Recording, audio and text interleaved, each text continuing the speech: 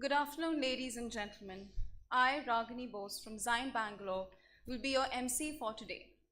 I will be joined by Mr. Seban Joseph, Ms. Sharon Anusha, and Ms. Ashwarya Tewaskar, respectively.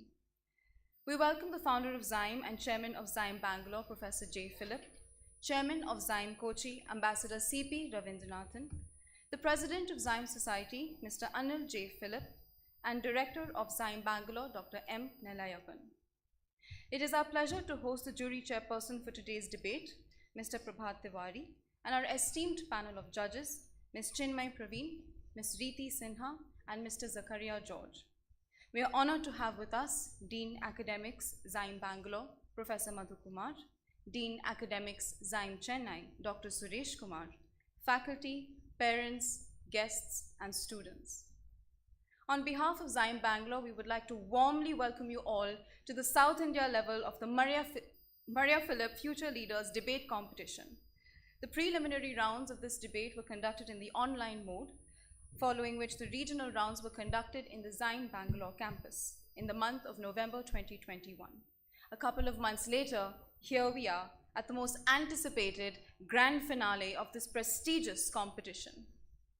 This debate competition is conducted to commemorate the memory of Maria Philip, late daughter of Professor J. Philip, who passed away in an unfortunate accident on 30th September 1986. I would now like to call upon Mr. Seban to introduce the judges for today.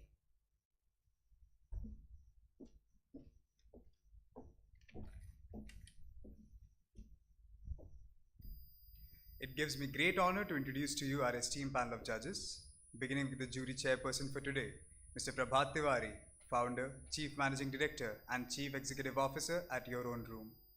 Mr. Prabhat completed his bachelor's degree in computer engineering from the Birla Institute of Technology, Ranchi. He has earned his master's degree in management from the Stanford University Graduate School of Business. He has over 26 years of experience in technology enterprises and startups. He is very passionate about technology-based startups and likes to advise and work with them to scale them exponentially and profitably.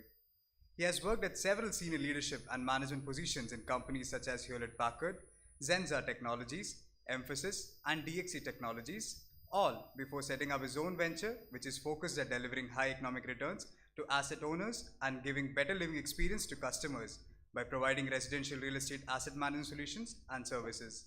We welcome you, sir.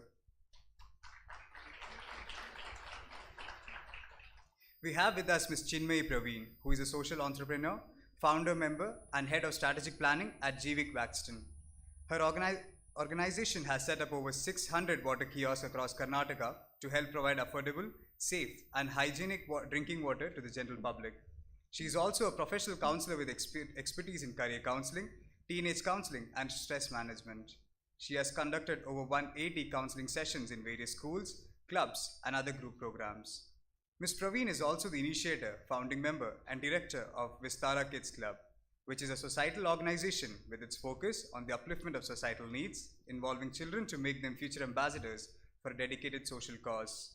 She has also written several articles and media publications and is also a member of various reputed forums. We are honored to have you here, ma'am.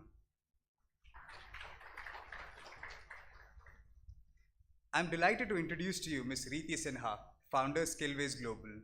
She was educated at the VTU Bangalore as a telecommunication engineer.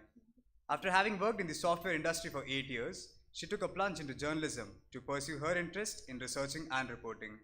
She proceeded to earn a PG diploma in journalism from the Asian College of Journalism and a master's degree from Cardiff University, United Kingdom. She is an internationally accredited corporate trainer, coach, mentor, and a certified professional counselor. Her areas of expertise include team management and entrepreneurship, positive psychology, and managerial skills, to name a few. She has delivered over 7,000 hours of training programs to over 2,500 professionals. She has been associated with prominent companies spanning across various industries, including early-stage startups, small businesses, public sector undertakings, and large-scale multinational companies. We welcome you, ma'am. We are glad to have with us Dr. Zakaria George, Principal Engineer at Amazon, as the fourth judge in today's panel. He completed his engineering degree from the College of Engineering, Trivandrum, and further did his MS from the Indian Institute of Technology, Madras. Later, he earned his doctorate from the University of Carolina, USA. He is an accomplished professional with expertise in customer-focused strategic product planning, technical management and oversight, and all areas of architecture, design, development, testing, and delivery. His career is studded with over 23 years of experience in companies like Riverbed Technology, NetApp, and VMware. Mr. George is also the author of several patents. We welcome you, sir. I would now like to call Ms. Ragini upon stage. We will now commence the debate competition. The topic for today is the metaverse will make us less human. Participants, please note the rules of the debate are as follows. Each team will consist of at least one girl. The first speaker will speak for the motion for 4 minutes, followed by the next speaker who will speak against the motion for 4 minutes. There will not be any cross-rebuttal rounds. There will be a warning bell at the end of 3.5 minutes and a final bell at the end of 4 minutes. There will be negative marking in case the speaker exceeds the 4-minute time limit. No expression which is offensive, personal, or defamatory in nature will be accepted. The judge's decision will be final and binding. Participating teams should not wear their college blazers or uniforms indicating the institution that they belong to or mention the same in their speech. Please note, participants, that you will also be evaluated for the best speaker category as well. Wishing all the participants all the very best. I request Team 1 to stay back and the other participants to be escorted to the waiting room.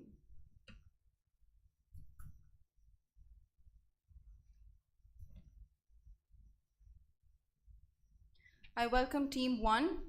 We have with us Ms. Sanjana Parikh speaking for the motion and Ms. Raisa Sheikh speaking against the motion.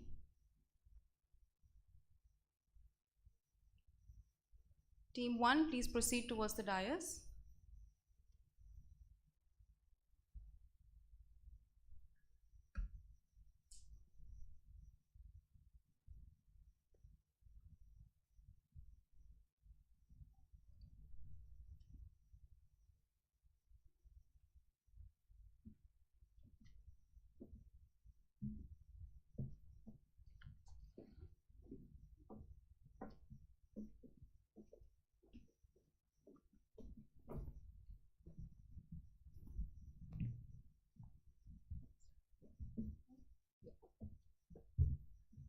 A very good afternoon, ladies and gentlemen. I am Sanjana Parikh, going for the topic, the metaverse will make us less human. The metaverse sounds fascinating, right? But what if I tell you it's not going to be so fascinating as it seems to be? We are always scared of the aliens or the robots taking over us, but what we really need to be scared of is the metaverse. Because we ourselves are going to be the robots in the world of metaverse, and that is a point of concern. A well-known American writer, Neil Stephenson, was the one to coin the term metaverse in his book, The Snow Crash. And the whole environment around metaverse in this book is negative. He says it can have severe consequences. He had mentioned instances of metaverse responsible for causing a permanent brain damage in the reality, and has also predicted the extremity of addiction it can cause. It's not an exaggeration when I say the fictional characters of the metaverse are going to be the real in the near future. The metaverse is just taking the social media onto the next level.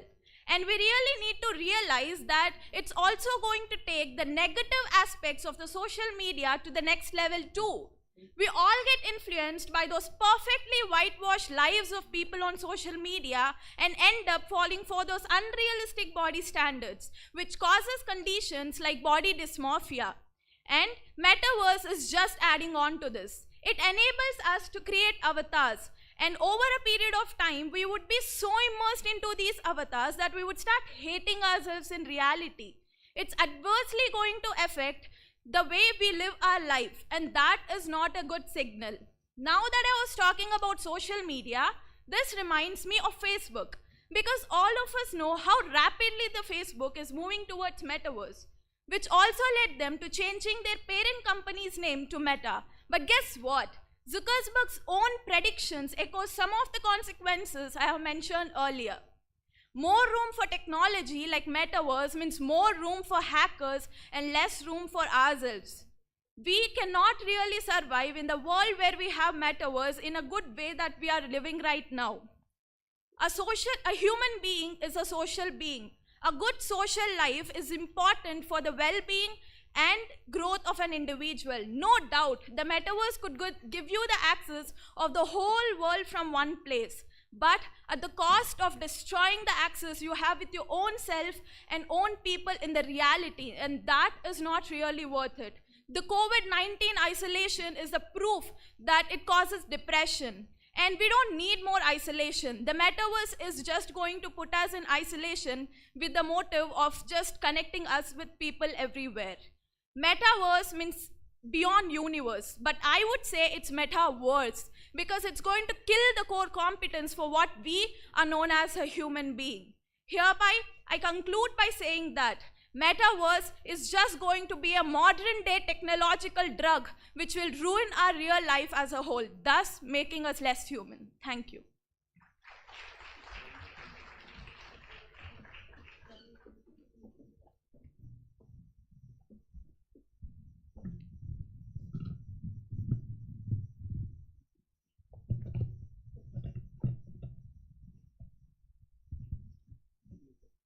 Good afternoon, ladies and gentlemen. I am Raisa Sheikh and I'm going to speak against the motion as I strongly believe the metaverse will make us a better human rather than a less human. Because we human beings tend to evolve and embrace the changes happening around us. So instead of being judgmental, we have to be happy and thankful that we are able to witness such amazing technical advancements in our lifetime. And the metaverse is the advancement of human evolution.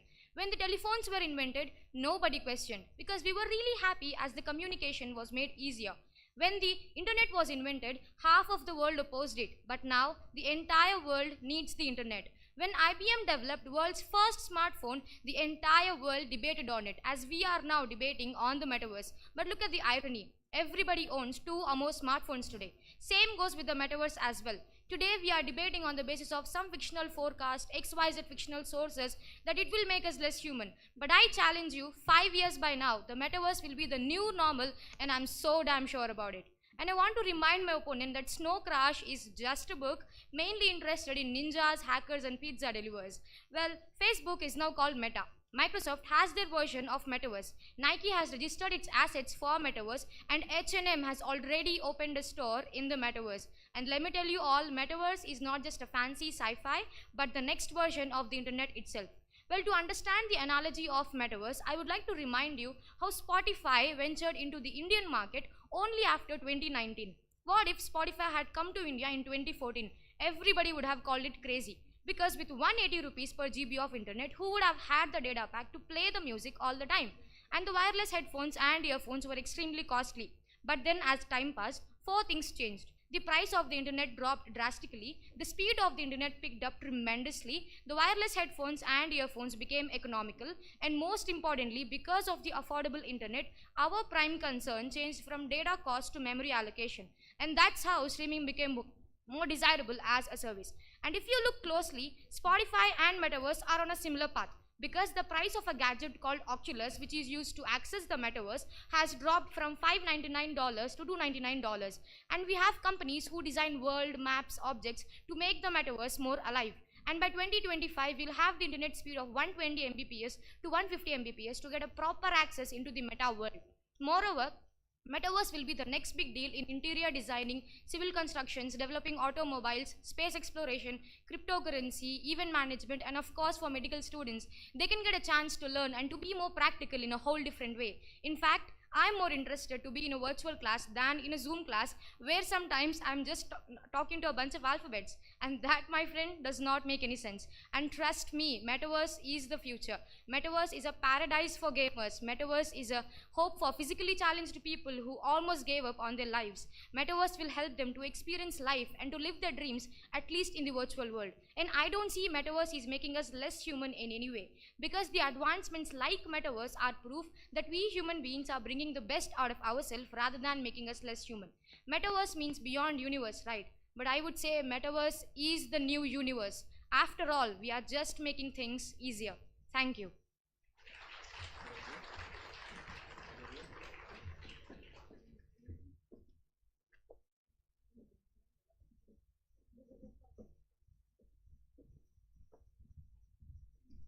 Thank you, Team 1. We have with us Team 2, Ms. Alina Pia speaking for the motion and Mr. Vishnu Unikrishnan speaking against the motion.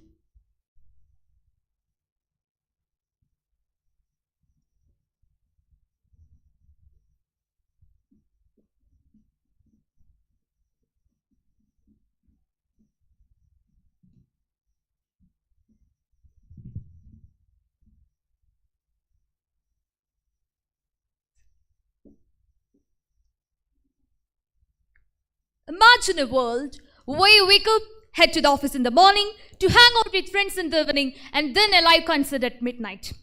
All while sitting in the warmth of your home. A world where time, space, and reality means nothing. A warm greetings to everyone.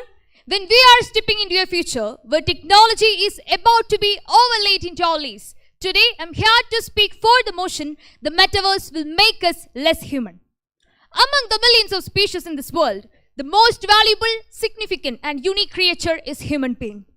But today, we became mere players in an AI-driven world and has lost the innate human traits. One such game changer would be the metaverse. When you use a virtual earth to navigate the physical earth and your avatar becomes your online agent, what happens is the metaverse, and there are predictions that it may cause potential dangers to humanity.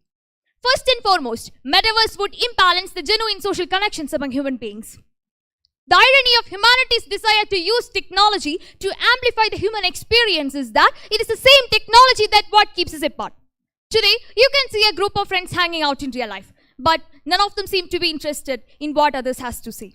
With the enhancement of metaverse, the existing social connections would come to a standstill. We would become less interactive and less human. Secondly, the metaverse would make the human beings more conservative. By serving the content through the algorithms, they keep feeding you the same kind of content once they realize that you are interested in it.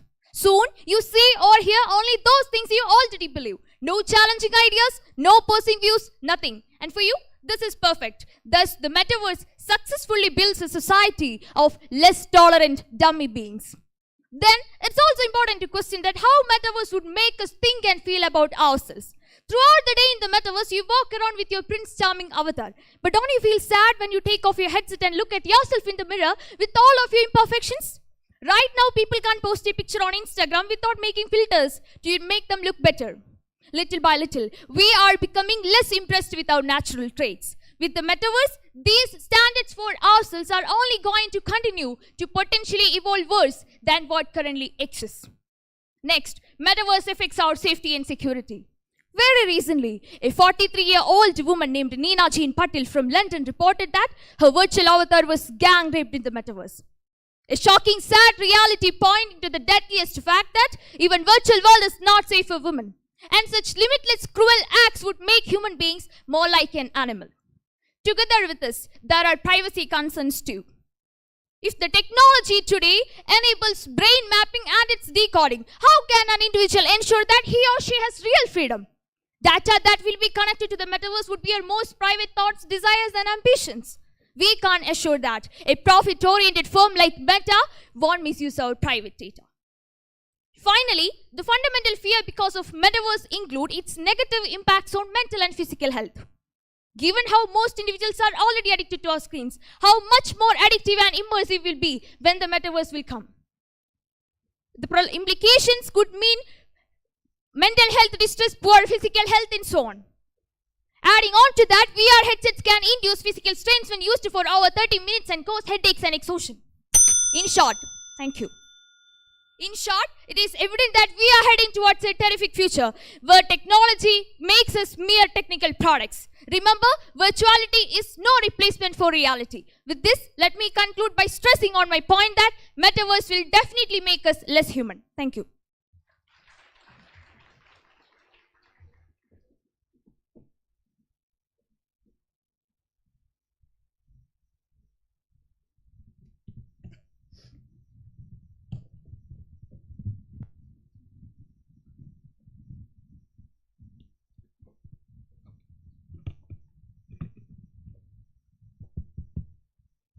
Hello.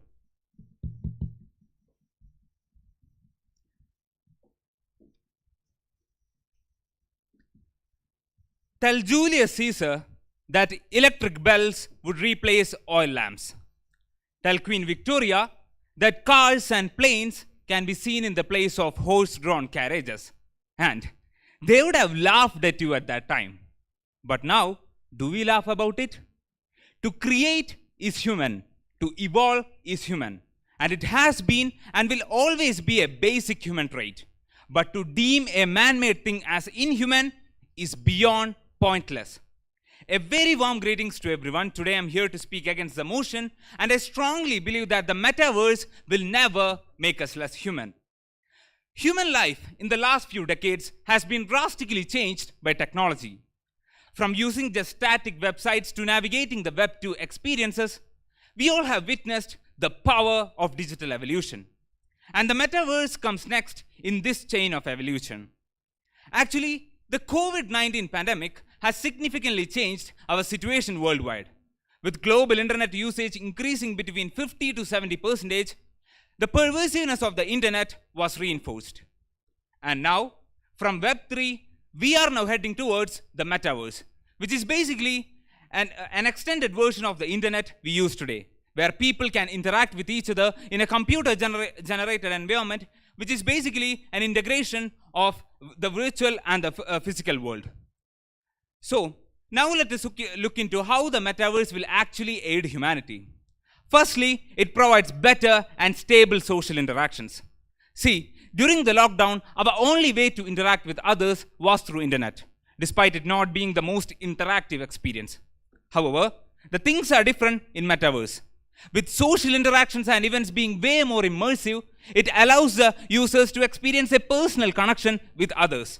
And also, most importantly, it breaks all the socio-economic barriers which are present in our society, like economic background, nationality, religion, caste, color, gender, which has always kept us divided and made us rivals. Now, one of the biggest motives behind metaverse events is due to its increased accessibility. And despite what many may believe, almost anyone could join a virtual reality event. And when you are in the virtual world, your physical location doesn't matter anymore.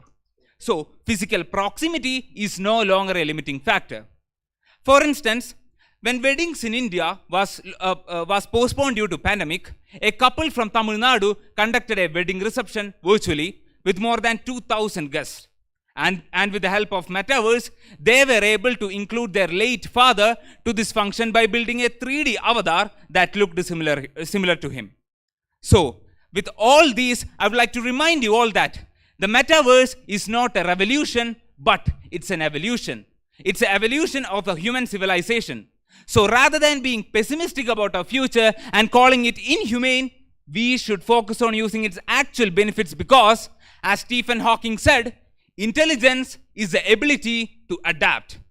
Thus, I would like to conclude my words by once again stressing on my point and vehemently stating that the metaverse will never make us less human. With this, I rest my case. Thank you.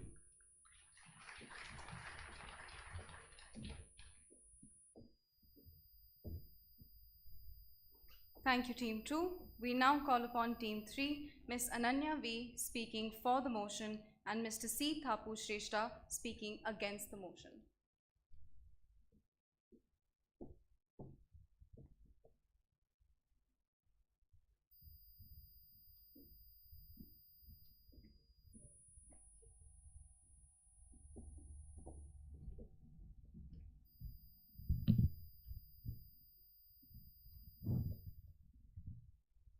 Imagine yourself working, learning, socializing, gaming, all from your bed while wearing a headset, feeling that everything you do is completely real.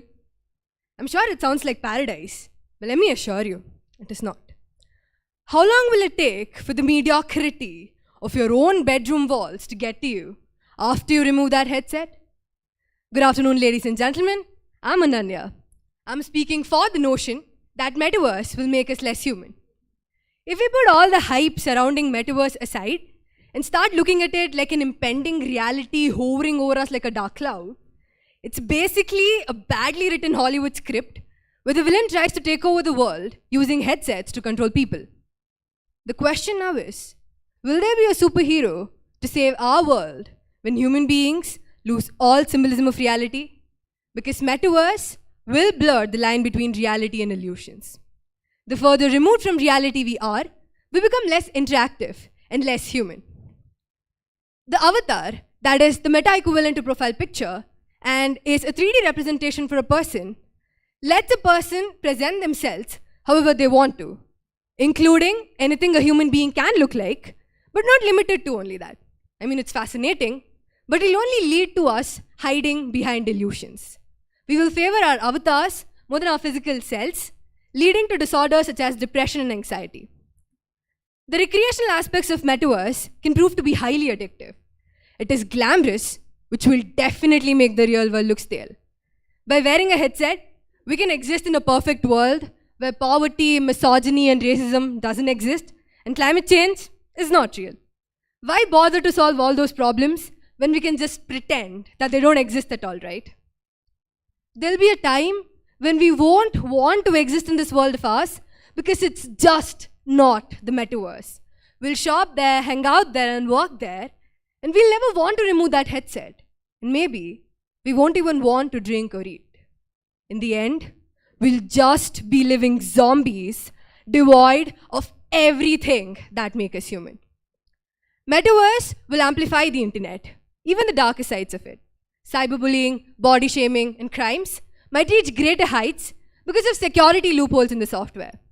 Fragile mental health, combined with an easy way to commit crime, is a disaster waiting to happen. And with that, we might as well as bid goodbye to our humane qualities. In Metaverse, we can make things happen just by thinking about them. Meta is working on an electromyographic device which will detect and intercept nerve impulses and translates them to corresponding actions in the virtual space. This will entitle to a software having access to our nerve signals, which is basically a step towards turning humans into robots. Metaverse creates an illusion of perfect world. It's a place where we can hide our flaws instead of embracing them. We can exist in a perfect world where we don't have any other problems. Let's face it, as humans, we are imperfect. We aspire to be perfect. But at the same time, our flaws give us identities. They make us unique. They make us human. They ground us and they drive us. Pretending that they don't exist or creating illusions to make us look flawless will ultimately make us less human.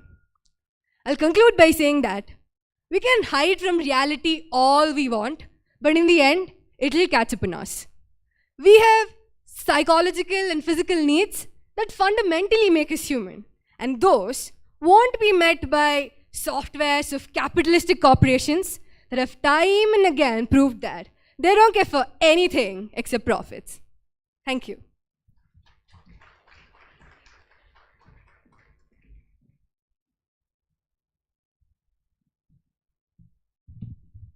Good afternoon, dignitaries and everybody else present here. Am I audible? I'm Taposh Shrestha and I'll be speaking against the motion, will the metaverse make us less human?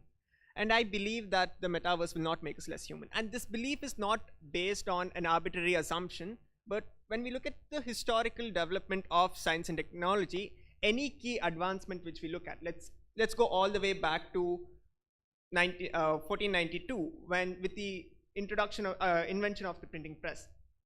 There, all the scholars, especially Jonathan Hansberg, believed that printing press is not something that's going to last because it can never replace manually written hand scripts.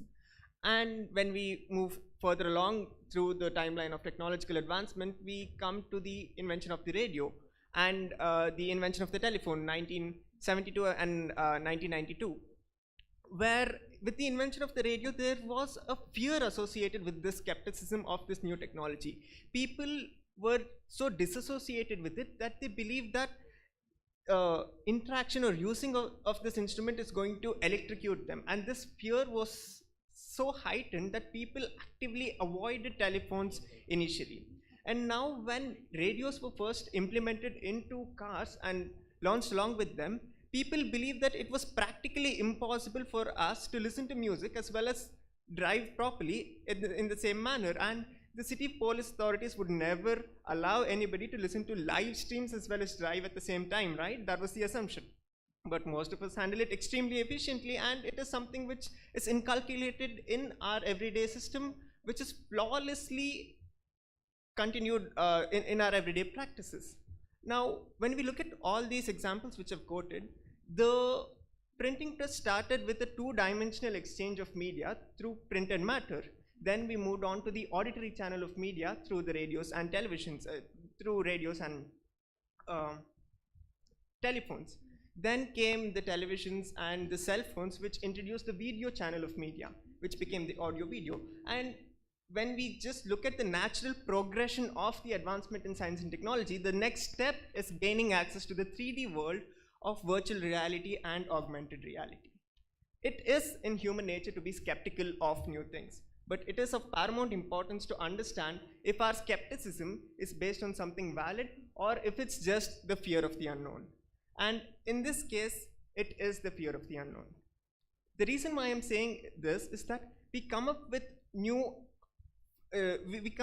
assumptions regarding the metaverse technology while it has not even come into existence. Growth and development of science and technology is always exponential. It is never linear.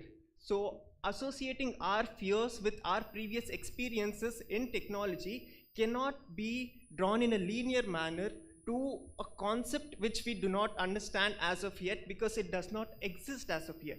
Yes, the virtual reality world exists, but the manner in which the metaverse and will be interacting with the existence of this virtual reality is unknown. And the extent of this will again be only available to us for debates and negotiations and breaking it down only after it comes into existence. Right now, when we look at the Oculus Rift or any other medium of augmented reality we have, it is at the beta stage. We cannot make assumptions that it will have negative repercussions without understanding the technology.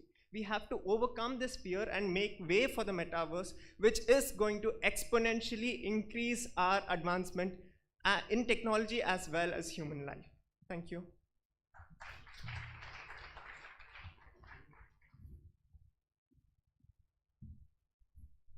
Thank you, Team 3. We will now call upon Team 4, Ms. Ramya MV speaking for the motion and Mr. Mahesh Bhupati speaking against the motion.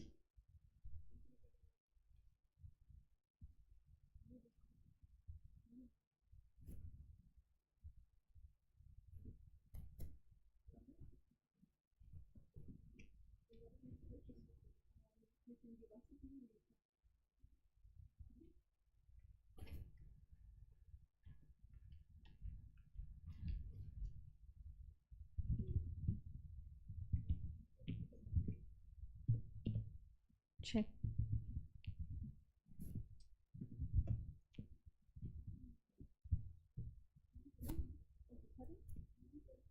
No, it's fine. Check, check, check.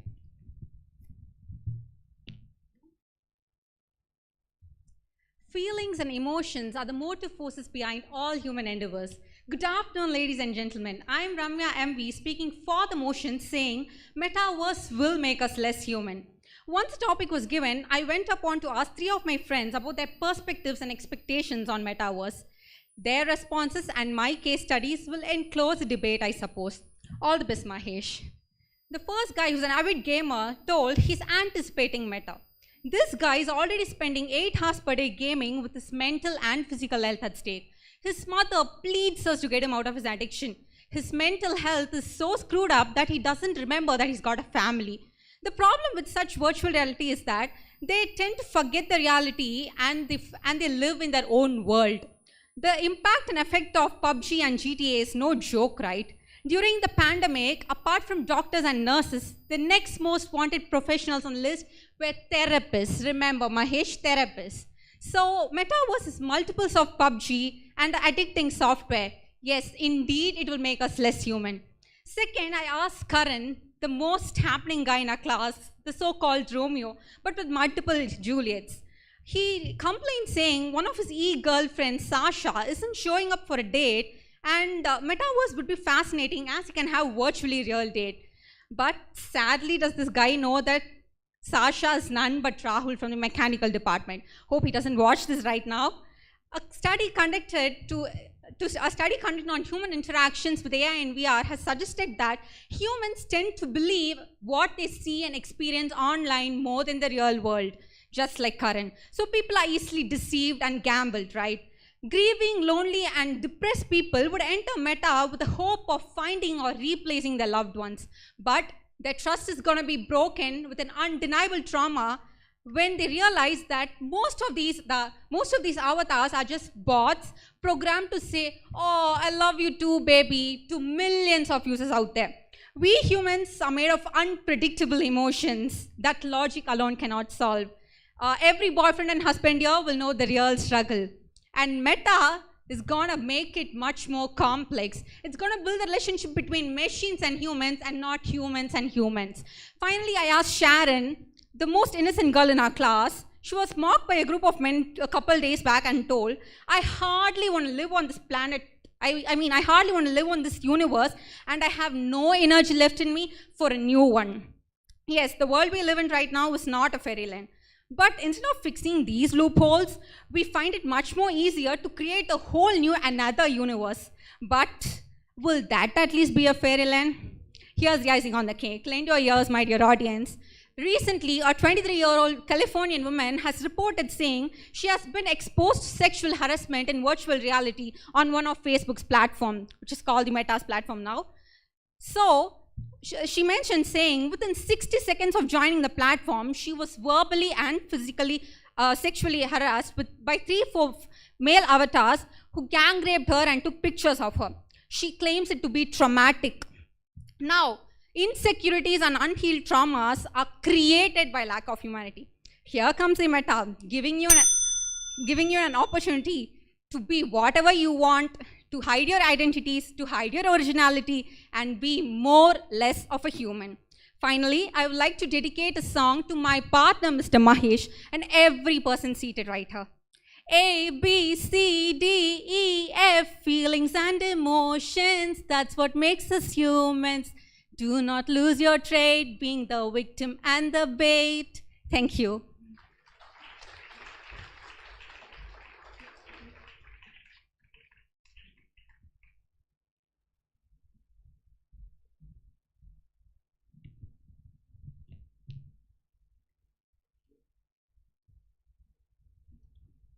Well presented, proposition speaker. Now prepare your hands to clap for me at the end. Technologically advanced countries like Finland, Denmark, Iceland topped the World Happiness Report 2022. Metaverse will make us less human. No way. First of all, we need to understand what makes humans human.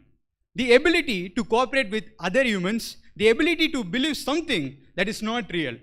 Money was an idea, it was not reality, but we believe. These beliefs will help us to cooperate with each other. Well stated by the author of book Sapiens. The fundamental nature of the human beings that turned us into insignificant apes to the rulers of the planet is ability to bond together. It is one of the most important features of the mankind, and which has 3 attributes: expression, experience, and engagement.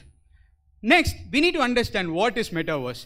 It is going to transform the 2-dimensional digital world into 3-dimensional digital world, giving us more expression, experience, and engagement. Now, the question arises, why do we even need metaverse? Because right now, people focus on their digital self than their physical self. If you do not accept me, Ms. Ramya, then you can check your WhatsApp DP and your Instagram post. Now, the real need is connecting people together, bringing them with an ease of connect. This was given by the founder of Meta, Mark Zuckerberg. Now, we need to understand how metaverse will make us more human. During this pandemic situation, we had our classes, meetings through Zoom, Google Meet, Microsoft Teams, etc. And we know how the experience was. Every meeting will start like, am I audible? Can you hear me? Can you see the screen? While presenting ideas or projects, we feel like talking to a bunch of alphabets in front of the screen because we may not know the other person's reaction and emotions, but metaverse is going to transform that, is going to give lively feeling to us. That's why they're working on the project called Cambria, wherein our avatars can replicate our facial expression and do human contact. Suppose I'm going to make a personal video call to my girlfriend right after this event. Wait a minute, Is this even live streaming? Forget. I'm going to talk to my mother. Hey mom, I have a news for you. You know what? I won the event. She'll be top of the world. But you know what? My phone will be reconnecting. This current technology does not allow us to share emotions and feelings with one another. Next, if I talk to Google Assistant, hey Google, I love you. Google will reply me like, oh, that's so sweet. You are raita to my biryani. Seriously? I do not feel anything.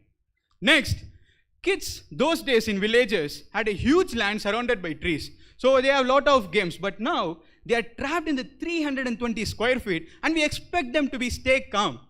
You know, if you have park next by a neighborhood, if you send them next day, Kumar mummy, do you know your son is climbing the tree? He's standing upside down.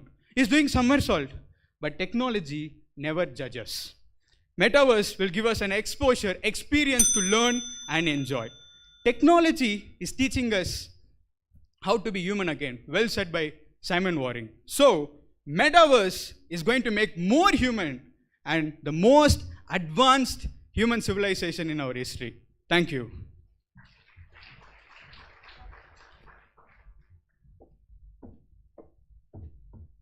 Thank you, Team 4. We introduce to you Team 5 with Ms. Vitika Hota speaking for the motion and Ms. Abhignya Kulkarni speaking against the motion.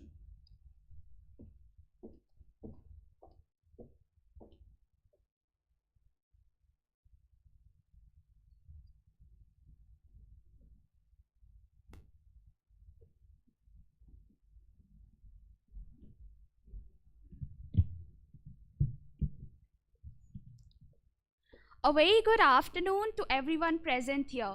Today I, Vitika Hota, stand before you to present my case in favor of the motion, that is, the metaverse will make us less human. Whether you've come across the virtual concert at Fortnite or the digital art gallery in Decentraland, there's no escaping the internet's favorite buzzword, the metaverse. So what exactly is the metaverse? It's basically a 3D replica of the internet, a parallel world that exists in a virtual reality. The technologies that make up the metaverse will be a mix of virtual and augmented reality that will display content in the most natural way possible, seamlessly merging together sights, sounds, and even sensations into our view of the natural world. Sounds interesting? Well, let's look at the problems with this so-called hyper-realistic world. First off, this world will be customized for us using information that we give to Meta. And talking about their business strategy, well, it's based on exploiting our brains and thrives on a growth-based algorithm. Think about the problems with social media today. These problems will only be compounded exponentially in the metaverse. Problem 1, disembodiment. For young users today, Facebook and Instagram's algorithms have led to a whole range of problems like FOMO, that is the fear of missing out, mental distress, suicidal tendencies, and even body image insecurities. Now imagine a world where we'll be able to design our own super realistic, lifelike avatars. It would lead to a very complex range of issues from body dysmorphia to eating disorders, ultimately throwing us into a vicious cycle of pretense to the point where we no longer are able to accept our human limitations. Problem 2, addiction.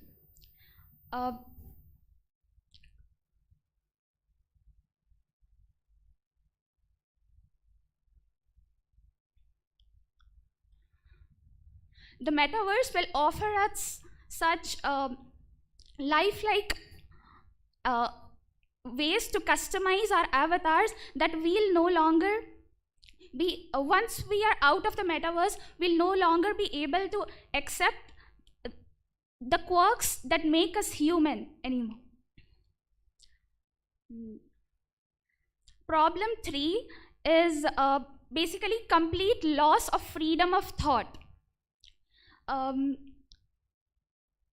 in the virtual future that Facebook has planned for us, it's not that the simulations will rise to the level of reality.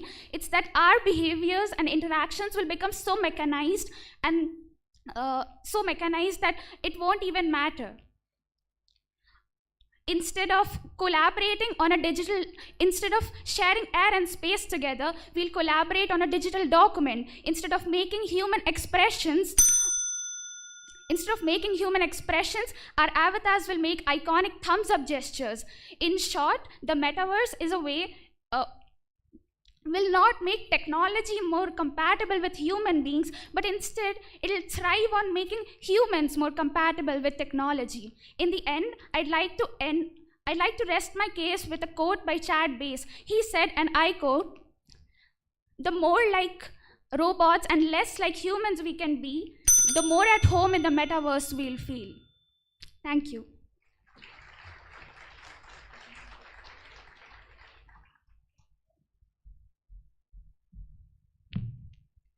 Good afternoon, everyone. I'm Abhignya Kulkarni, and I'm here to present my opinion against the motion.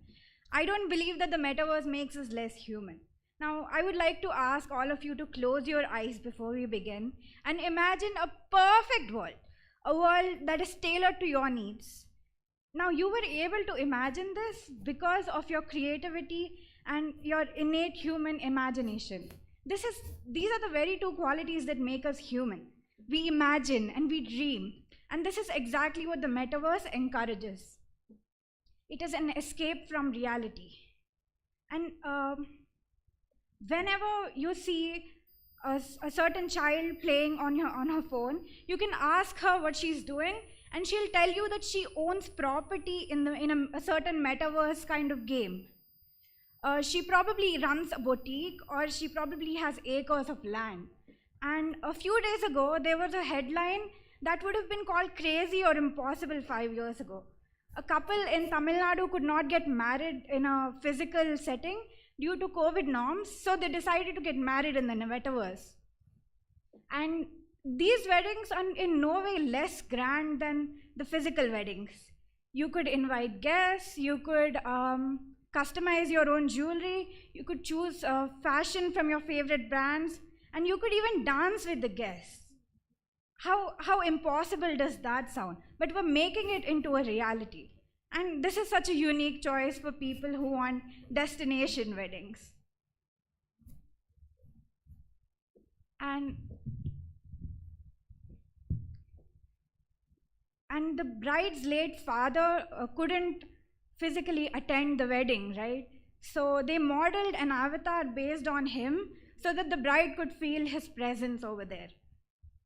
And Zuckerberg's company Meta is working on a glove that helps you feel sensations, like for instance, touching an object in a virtual reality. This makes it possible for you to shake hands with your family member who's living in a totally different country.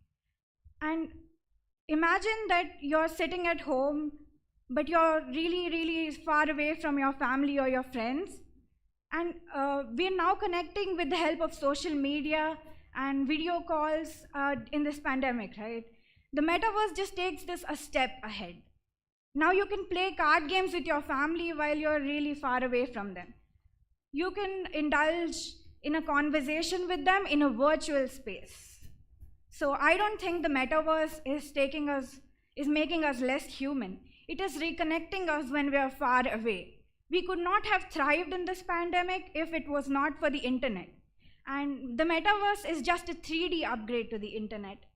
It's like you can shop, you can interact with your friends, you can meet, you can party, you can dance, and you can even attend concerts. You may think that this is a foreign technology, but no. In an Indian company called Cryptic Entertainments, they hosted an online concert in a metaverse. The singer could sing and they could talk to the audience, and the audience cheered back. How crazy does that sound?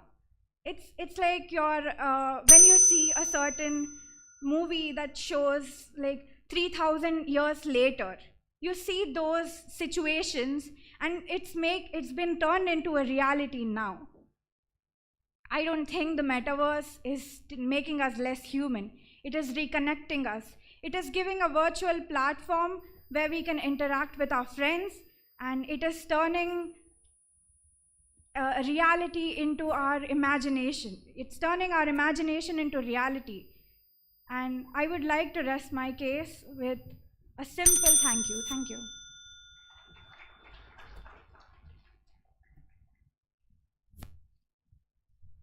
Thank you, Team 5. We welcome Team 6, Ms. Halima Sanina speaking for the motion and Ms. Rebecca Norhona speaking against the motion.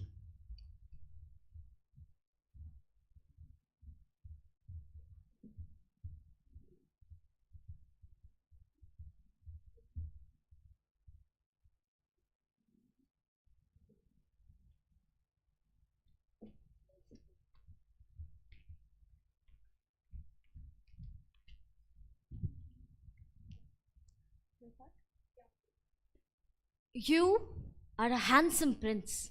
You're fighting your intergalactic war. You've killed 1,000,000 minions today, and everyone is hurraying for you. You have a beautiful girlfriend waiting for you, who's also a princess, by the way, in a beautiful castle. And then you turn off your system, you remove your VR headset, and just when you're off to bed, you catch a glimpse of yourself in the mirror. I am not a handsome prince. The lover sleeping next to me is not a beautiful princess. The studio that I live in is not a beautiful castle. And this is one of the many things that I feel is what makes us human, that is being changed by virtual reality. A very good afternoon to all of you present here. My name is Halima Sanina. Today's topic is the metaverse will make us less human, and I agree with it, and I will be voicing my opinions for the motion. What makes us human is the question for the day. I believe that our distinct features, our difference in opinions, yet the willingness to come together to work towards a good society is what makes us human. But in the case of metaverses that are run by large corporations trying to sell you services and goods, and where you are given an opportunity to be anyone that you want to be. You can be a fairer version of yourself, a taller version, you can pretend to be anybody. And then you start, how are you any different from the digital avatars that are man-made by other systems? You reduce becoming the physical version of yourself and more your digital version, right? Alternatively, when you create your own metaverse, you can choose how you want it to be. You can make it so that there are no homeless people, there are no poor, no needy, because that is your perfect utopia. But that doesn't mean they cease to exist in the real life, right? That just because you hate the idea of COVID and how it has ruined all of us, we can remove COVID from our virtual reality. We can act like it doesn't exist, but people would still be dying. And if you think about it, when we are moving from metaverse into web chat and not a building, you'll realize how buildings will become obsolete. There will be no need for buildings, no need for cars that take you to buildings, no need for engineers who are designing these buildings, no need for gardeners, no need for window cleaners. So many jobs will turn to become nothing.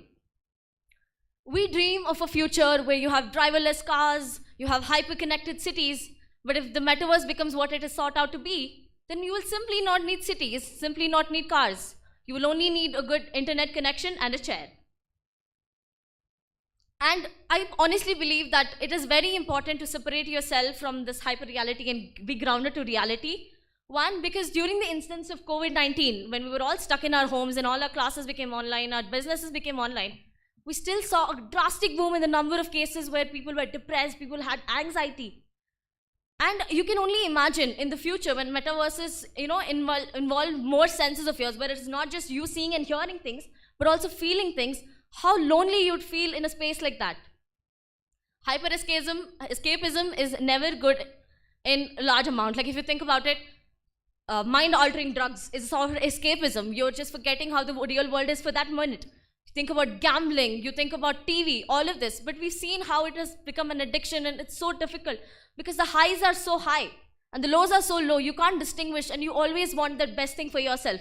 But that doesn't mean your physical world is changing. Running away from reality doesn't mean your physical world isn't the same as it is.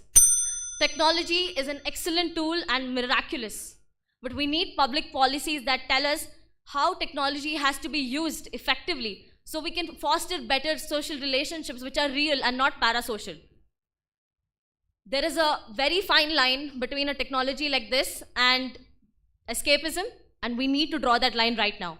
Thank you.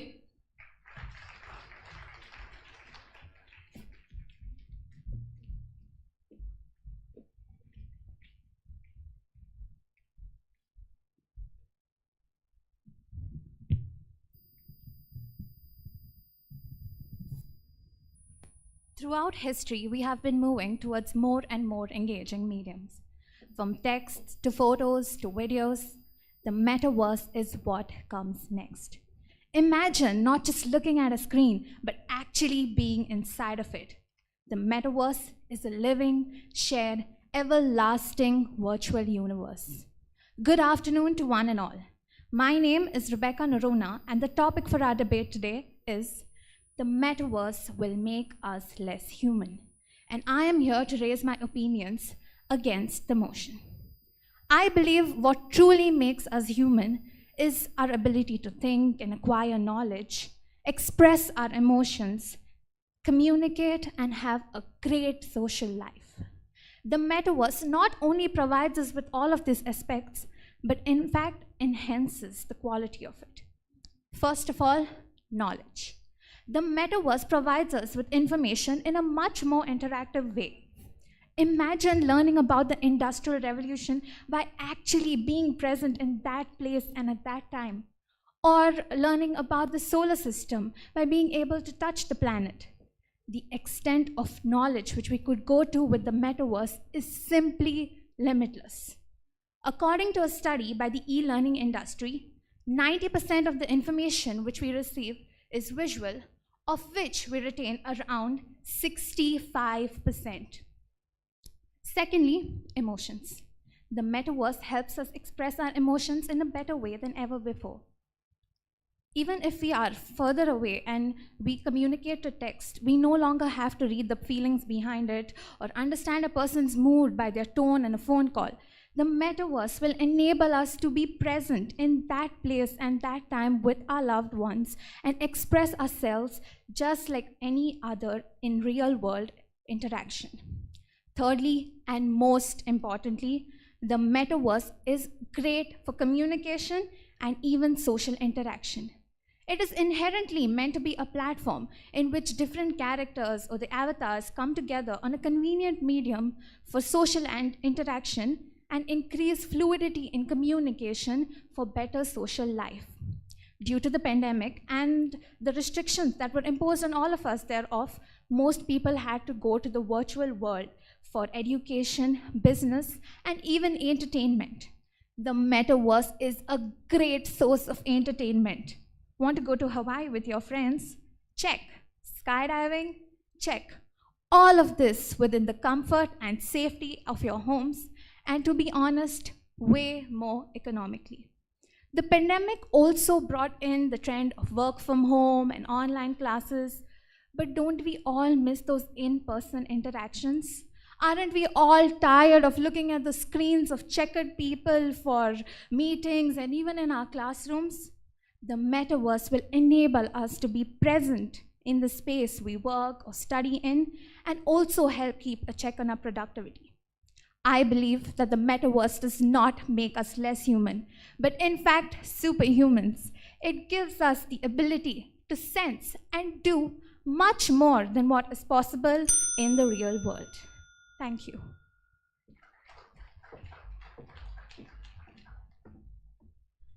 Thank you, Team 6. We welcome Team 7 with Mr. Shubham Das speaking for the motion and Ms. Nandini Kanoria speaking against the motion.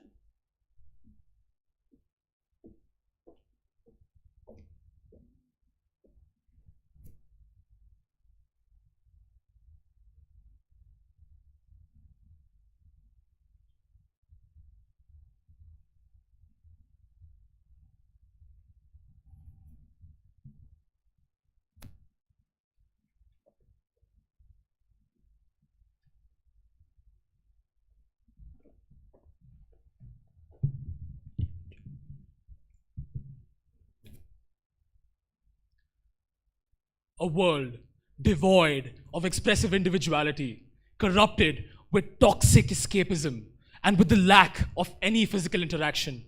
The opportunities of the metaverse may seem promising, but the trade-off is catastrophic. An individual's further detachment from reality. Wishing the best of the afternoon to one and all.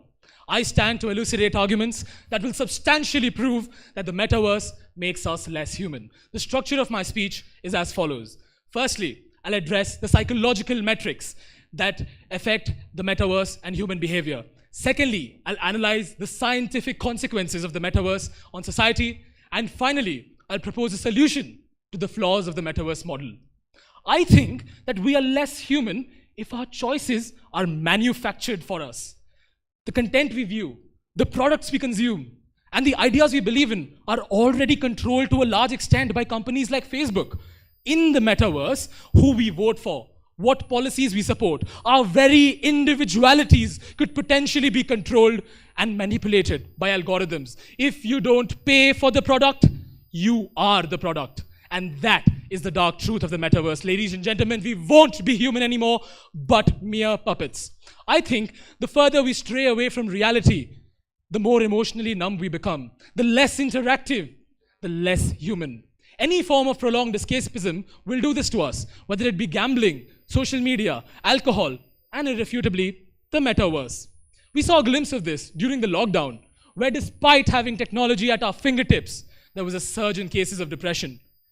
So, what do we know the implications of this? Is that due to the metaverse, even though there are more collaborations virtually, there is still lesser reasons to physically interact, meaning lesser in-person meals, ceremonies, parties, etc. The metaverse structurally disenfranchises expressionism and indoctrinates us to be less accepting of our own individualities. It boasts about a fake digital utopia where everything is more satisfying than reality. You're stronger, richer, more beautiful. But to be human is all about love, empathy, and community values. I think that the metaverse will gatekeep the poor from the rest of the society.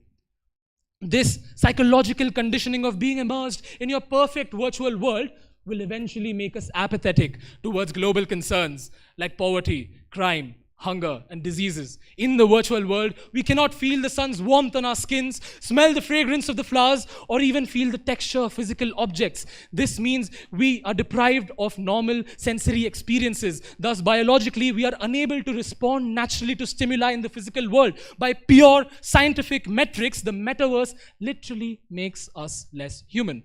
Panel, I am not against innovation. I think irrespective of what anyone says here today, the future of humanity is the integration of the digital and the physical worlds. The fundamental problem with the metaverse is that it aims to restrain humans within four walls.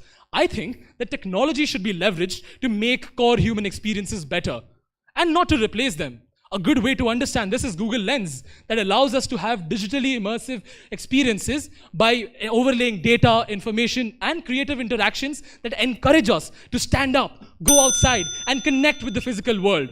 Instead of the metaverse's vision of isolated escapism from reality, I think a world or paradigm where technology digitally enhances immersive real-world activities will make us more human. Panel, the promise of the metaverse is as empty as this paper that I've been pretending to read from. Evidently, the metaverse does make us less human. For to be human is to be together, to be unique, and to accept oneself. If we vote opposition today, the world of tomorrow will look like people locked in their rooms with helmets on. It is imperative that we take a stand against this dystopia today. For the above stated reasons, I've never been more prouder to propose the motion. Thank you.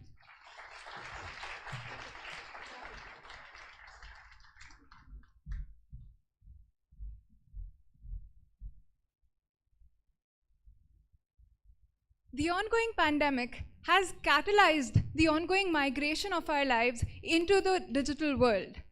Online platforms mediate a lot of our offline activities, but don't substitute physical presence. The metaverse proposes to bridge this gap by weaving together digital bits and physical atoms to create a tactile, sensorily immersive experience. Effectively, we would no longer just be on the internet, but inside it. With that vision, I present my case advocating how the metaverse does not make us less human, but in fact, humanizes the pre-existing digital interactions. The structure of my speech will be as follows. Firstly, I will elucidate the premise where the metaverse facilitates human connection. Secondly, I will analyze the behavioral transferability from the virtual to the physical world. And finally, I will highlight the role of the metaverse in enhancing societal interaction. Now, a logical flaw with the proposition's argument is assuming that the metaverse is a replacement for the physical world.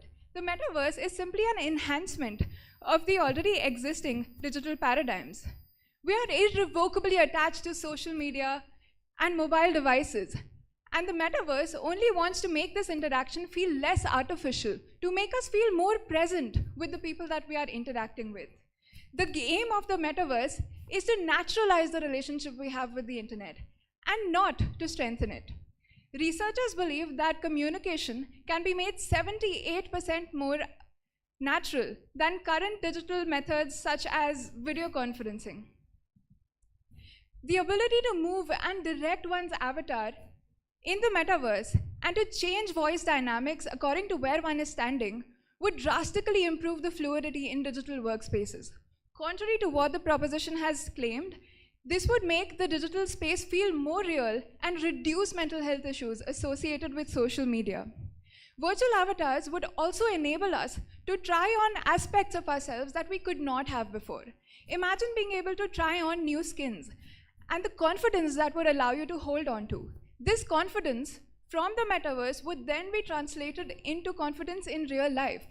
Thus, the metaverse helps us develop real-life aspects of our personality with the safety, anonymity, and security of a virtual avatar. The metaverse would also help us enhance our communication skills so that we can better showcase our individual perspectives. Being human is all about creative expressionism. Imagine being able to invite someone into your imagination. The metaverse does exactly this. Instead of having to write about your feelings, you can now make someone live through that experience. Verbal communication turns visual, cinema becomes immersive, learning becomes engaging, and stories transform into memories. It is this radical self-expression that is the metaverse.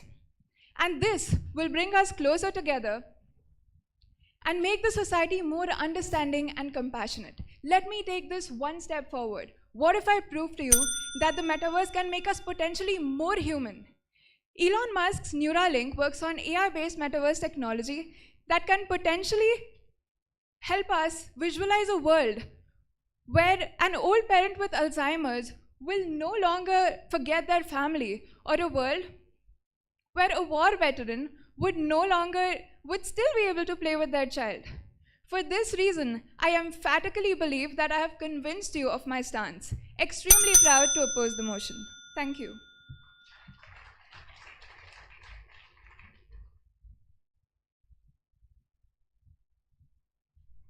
Thank you, Team 7. We now call upon Team 8 with Ms. Meghna Manoj Kumar speaking for the motion and Mr. Ajit Kibi speaking against the motion.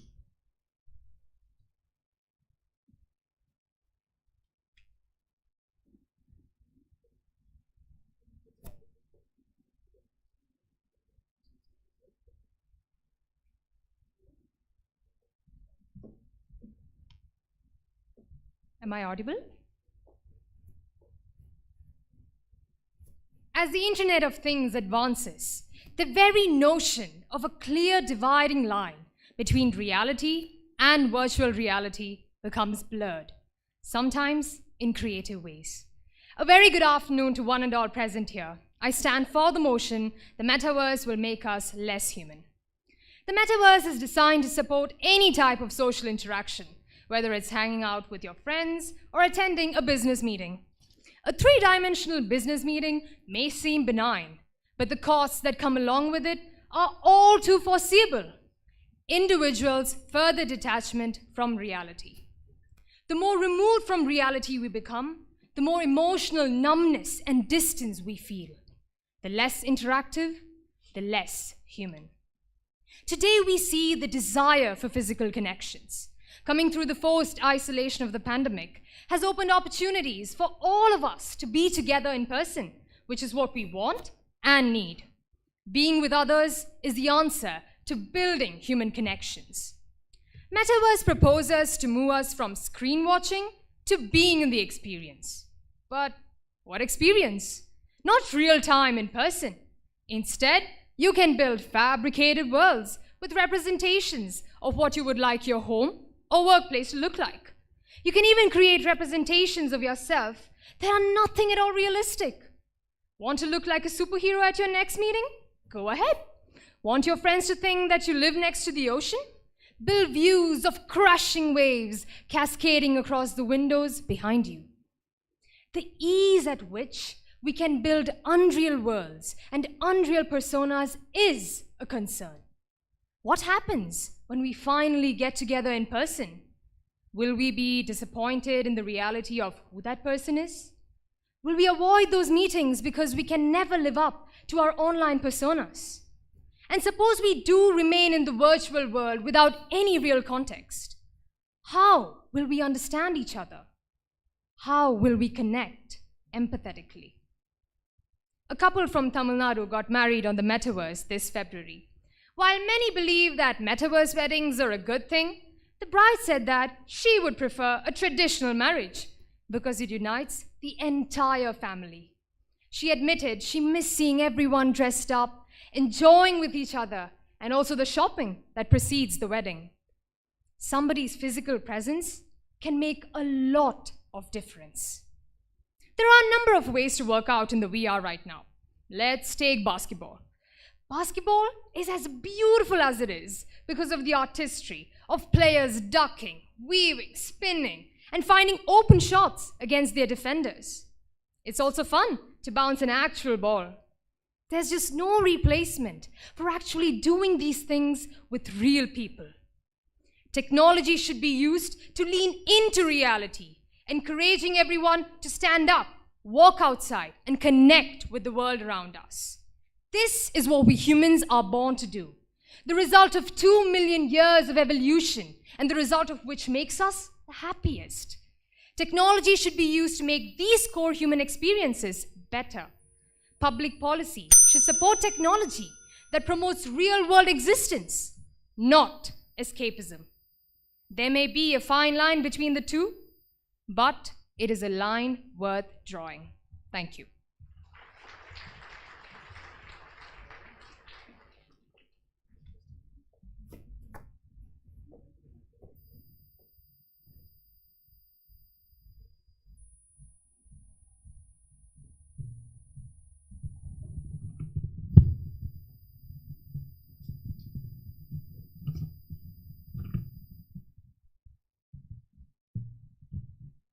Hello.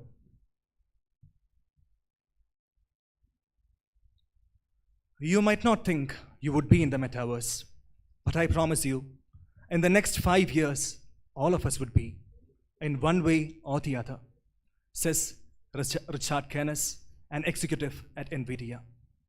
A very warm greetings to all. I'm here to speak against the motion metaverse will make us less human. The World Economic Forum has a list of 4 industrial revolutions, and we are in the 4th right now.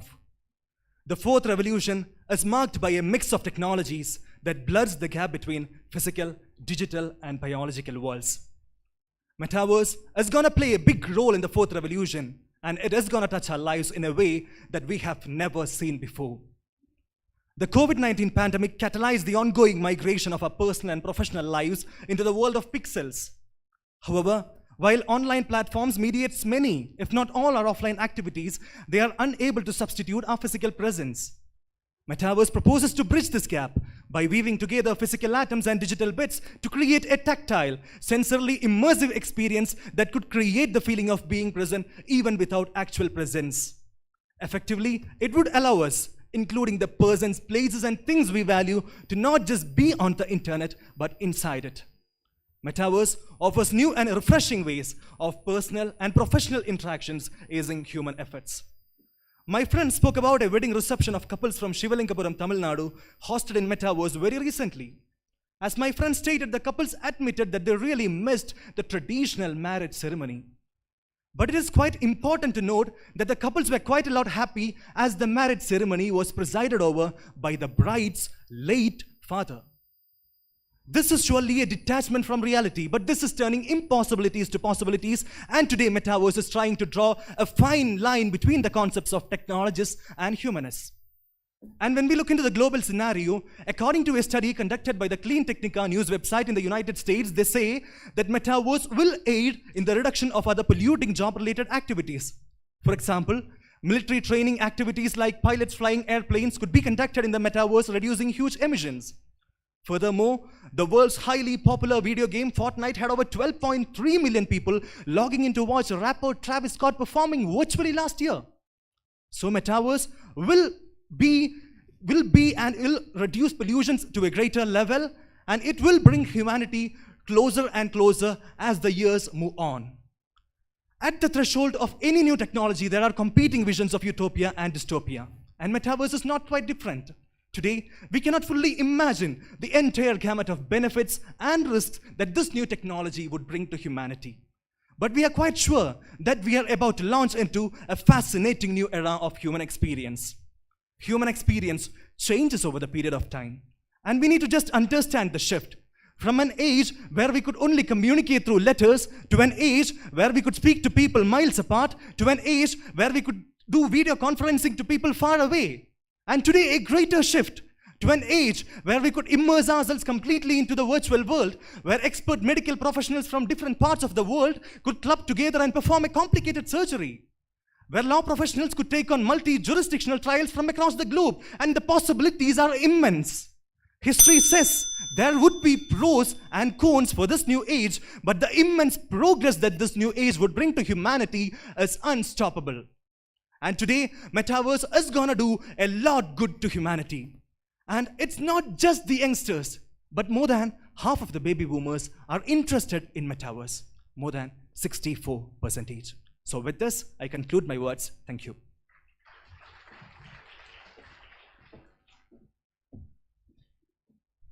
Thank you, Team 8. We now introduce to you Team 9 with Mr. Vignesh Hariharan speaking for the motion and Ms. Jumna Kadir speaking against the motion.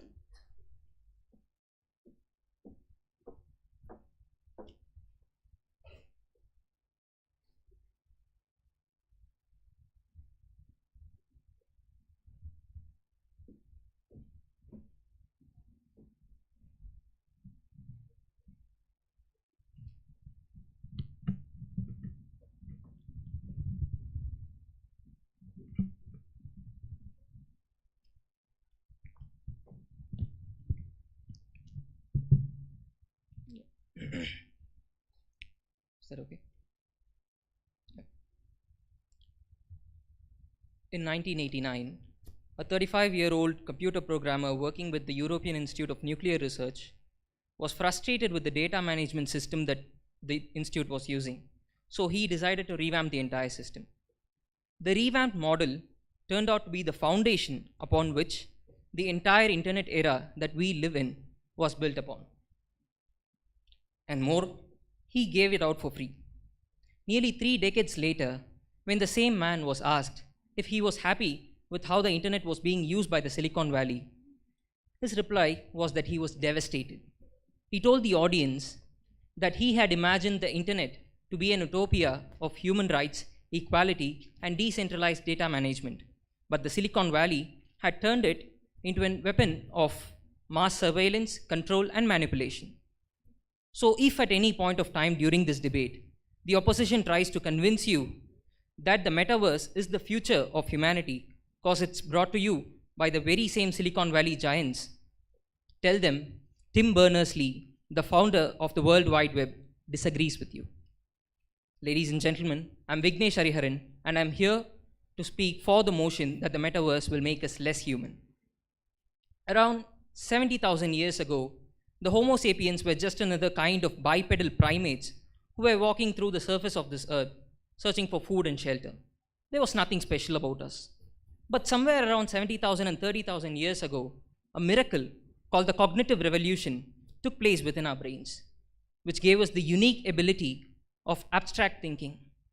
Ever since then, humanity has always existed in parallel planes of reality simultaneously. This gave us the ability to confront a raging tiger in the material reality while also confronting an angry god in the abstract reality. This made us the most dominant form of life on earth while also enabling us to create art literature, and music. What the metaverse now aims to do is to sever our ties to this material reality and import us all into its own abstract realm. It aims to treat us more as commodities than as humans. Or, in other words, it asks us to look the other way while the world that we live in dies away. Now, all of us are here because we spoke about climate change in the qualifying rounds. Now, the metaverse wants us to ignore climate change. It wants us to ignore the perils of climate change. All it says is, come to me. I'll make you a commodity. I'll make your privacy a good commodity. I'll sell your data while you can live in your own imagined utopia. Now, if looking the other way while your own home burns down does not make you less human, I don't know what will. We are living through a pandemic, a climate crisis, and now a war that threatens to destroy the world that we know. Let nobody tell you to look the other way.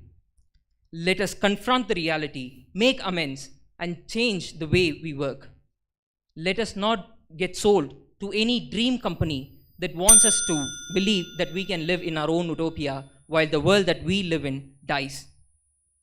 So, if I were to sum up my whole speech in a couple of sentences, I would say, to be an ignorant prisoner of the matrix is not human.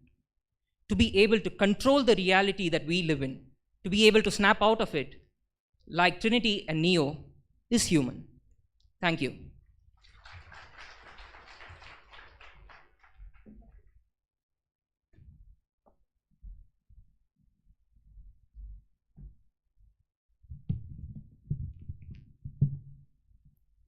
A very good evening, ladies and gentlemen. I am Jumana Kada, and I'm here to speak against the motion to strongly state that metaverse will make us better humans. I'd like to start off with a brief narrative here. When I was in my 10th grade, my physics teacher asked, "Can any one of you tell me what travels faster than light?" There was this pin drop silence in my classroom, like what we're experiencing right now in this hall. Nobody knew the answer. And so he said, "What travels faster than light are our thoughts." Now, when you Google this, the first link from the Economic Times will tell you that while light travels at the rate of 186,000 miles per second, thoughts virtually travel in no time. Our teacher didn't stop there. He went a step ahead and gave us an example. If you don't want to learn physics, you can only imagine a world without physics.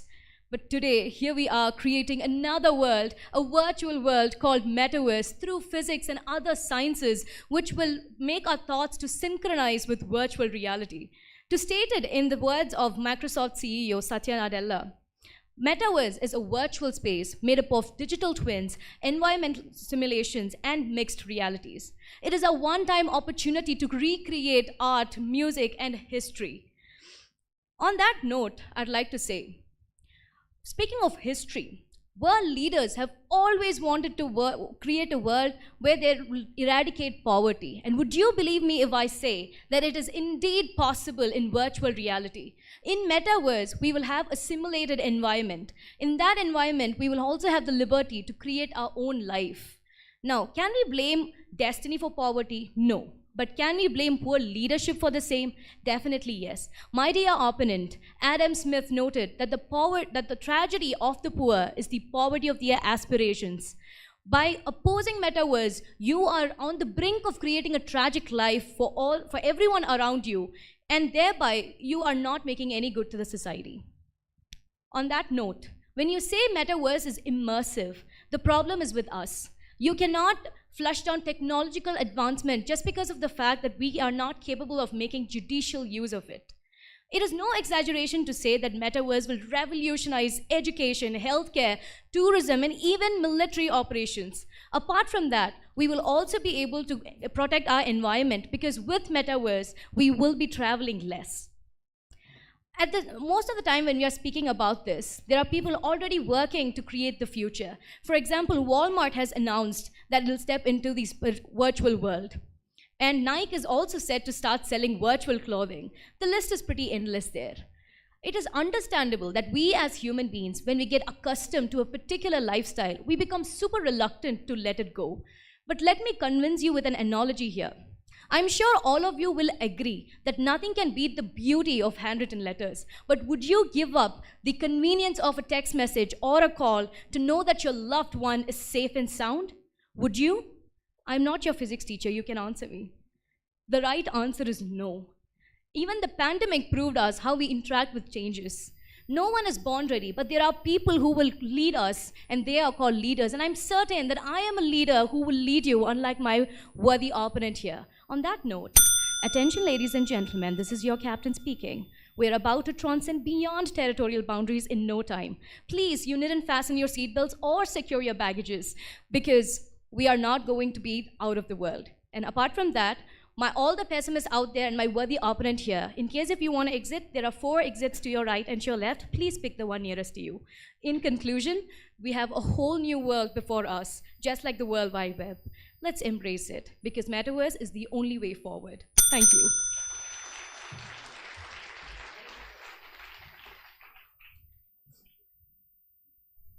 We welcome the final team for the day, Team 10, Ms. Korokonda Dedipia speaking for the motion, and Ms. Sasnamu Pravina speaking against the motion.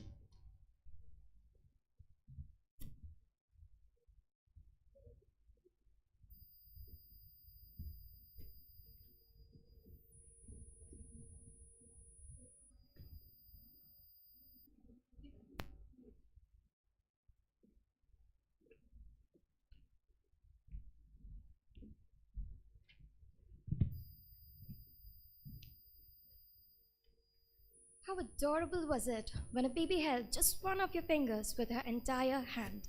How excited were you when you got that last sixer ball that made your favorite team win? And how lucky have you felt through all the market rush when you got that last favorite chocolate of yours?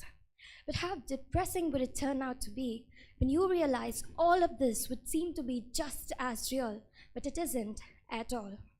Well, humans, welcome to Metaverse, or as Russell Brown said, the colonization of consciousness. Good afternoon, everyone. I'm Dedipya, in here to talk for the motion, Metaverse will make us less human. The Metaverse comes with a promise to revolutionize our lives and to become an extension of the physical world. But I don't think it will live upon to the promises it has made. My opponent may argue that Metaverse will enable us to create these virtual experiences that will feel completely real and cannot be distinguished from the actual world. Well, I agree, it is a miracle, but isn't it a little bit too alarming? Metaverse can help you do a lot of things, but we are already seeing in a world in which you only tend to see the content that you like to see and not what's actually real. And if we take this concept into the realm of Metaverse, we might actually lose the control of what's actually real. Say you hate watching homeless people, then your version of Metaverse pretends as if they do not exist. And if you don't think that COVID happened, then in your version of Metaverse, it never really did. So Metaverse will only plunge you into a world or a place where nothing seems to be real, and you will lose the touch of what's actually certain. Say, for example, my fundamental fear, or whatever my fundamental question would be to my opponent. Well, I would say, what about us? Say one fine day you woke up and realized at the end of the night that whatever you've been through all day isn't real. You put out your headset and you have gone from being this incredibly handsome prince who's just won the approval of his entire class to then looking in the mirror and realizing that you are not that person and you can never become or have that body that your avatar has. We would soon fall prey into the addiction of Metaverse and cannot come back to the real world. We will just become a lab rat that has fell inside a massive illusion. To us, the narrow-minded thinking develops, our art dies, banality takes its place, and science becomes impossible to the digital avatars. At the end of the day, we will only be hooked up into this illusional world in which everything seems real but nothing is. We would just get into this only because that creates a dopamine rush, which will only plunge you to get into being your human self or turning your human self into something so weird that it makes you lose whatever is you. You will also get addicted to it and become this person who just feels that fear and cannot plunge into the real world back again. You might also be affected by conditions like ADHD, binge eating, addiction, and gambling. But only this time, you'll be gambling humanity. In the end, metaverse is nothing but an illusion that dives you or escapes you from the reality. And finally, you will lose the uniquely human elements of life, and you cannot replicate them online. The holograms cannot replace human relationships. Sensory experiences cannot replace real emotions. Metaverse can be a second life. At best, it could end up becoming a virtual world in which reality vanishes. Thank you.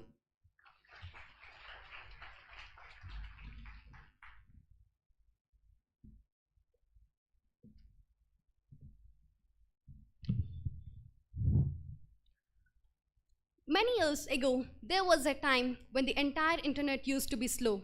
Few years earlier, our phones could surf the internet better than our computers. We had instant gratification. But now, the world is in our hands within our smartphones and tablets. But this isn't the end of the line. The next is going to be something beyond the universe, and that is exactly metaverse. Good afternoon, everyone, respected jury members, and everyone present out here. I'm Pravina, standing against the motion, the metaverse will make us less human. Prior speaking about whether metaverse will make us less human or more human, the first and the foremost thing, as a human being, we must be aware of what makes us human. I definitely agree, as my opponent said, that the ability to love, showing emotions, forgive, ability to dream, conquer the dreams is what makes us human. But most prominently, the ability to imagine, innovate, experience, collaborate, and learning is what makes us more human. And that's exactly where metaverse comes into play. The metaverse is the next evolution of social connection, which brings in mixed reality. And the mixed reality is a blend of physical and digital worlds, unlocking the interconnections between humans, computers, and the environmental interactions. Moreover, metaverse will also allow most of the humanity to virtually experience world travel, time travel, teleportation, and most importantly, high-quality interaction with our family members. We will be able to feel like we're right there with people, no matter how far actually we are. And this leads for a connected world to become a richer world. And metaverse is all about connecting people. My opponent said that the digital avatars will make us less human. Then you must all know that the digital avatars, that as they are switching from one avatar to another avatar, we will finally realize that behind every avatar there is a human, and this is what the avatars cannot make us, it cannot show that it is making us less human. And moreover, a student enjoys learning more with his or her smartphones than a book in today's time, and even I do. And metaverse will allow to create a virtual space for students where they can walk, write notes, and communicate. And this answers my opponent's question, what about us? The metaverse will always occupy its position right side of beside the humans and not in front. And that we need to keep in our mind. And my opponent said that the avatars will not be able to show the signs. But let me give you an instance to prove that it isn't the case. Let's say you're a doctor or medical student. In metaverse with apps like also VR, you will be able to learn new techniques in metaverse. And moreover, if you're studying earth science, you would be able to swim through the Great Barrier Reef. So this shows that science is exactly there in the metaverse. So would you prefer a surgery trained from a surgeon in today's medical schools, or the one who has practiced his or her skills thousands of times in highly realistic solutions? And the choice is up to you, and the choice is left to us. So all the factors that I've mentioned now about metaverse shows that we are much more into reality, creativity, self-development, and flexibility, and that's a side of life. And so I don't think that we are becoming less human being, rather we are becoming more human than we have ever been. And in my point of view, our brain is better than a CPU, our eyes are better than the camera lens, and our body is far and highly complex than a robot. No technology in this world can make us harmful. For an instance, if I take a laptop and slit on somebody's head, does it mean to say that laptops are dangerous? Obviously no. So if we are conscious human beings, we would use everything for our well-being and everybody's well-being. So each and every one of us must be conscious that we need to make and build the metaverse as a best platform for the amplification of humanity. So finally, I would like to end up with one of my... Thank you. Thank you, Team 10. Can we have a round of applause for our lovely debaters of the day? So thank you, participants, for your very compelling arguments. It's going to be a very, very tough choice. I would now request the judges to be escorted from the auditorium to deliberate over the results of the competition.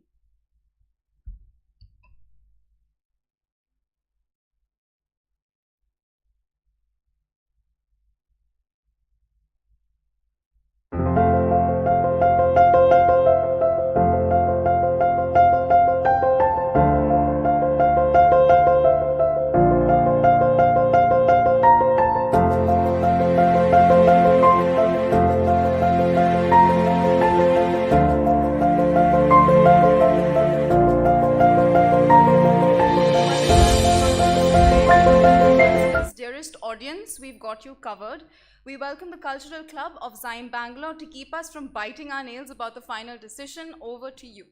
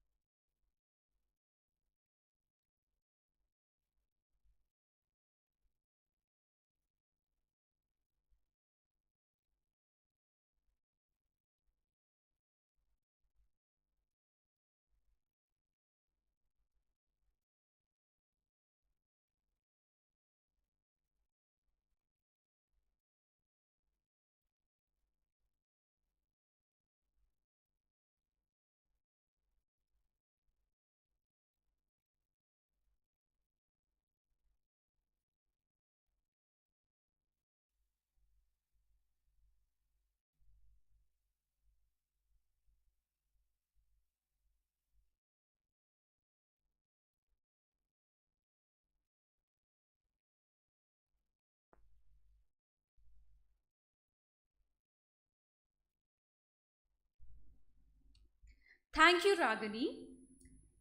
I can see a few smiles, some frowns, and some tension. But don't worry. Good afternoon, everyone. My name is Anushri Tiwari from the Cultural Club of XIME Bangalore, and I am here to take you on a journey. a journey that will help you to blow off some steam and de-stress yourselves.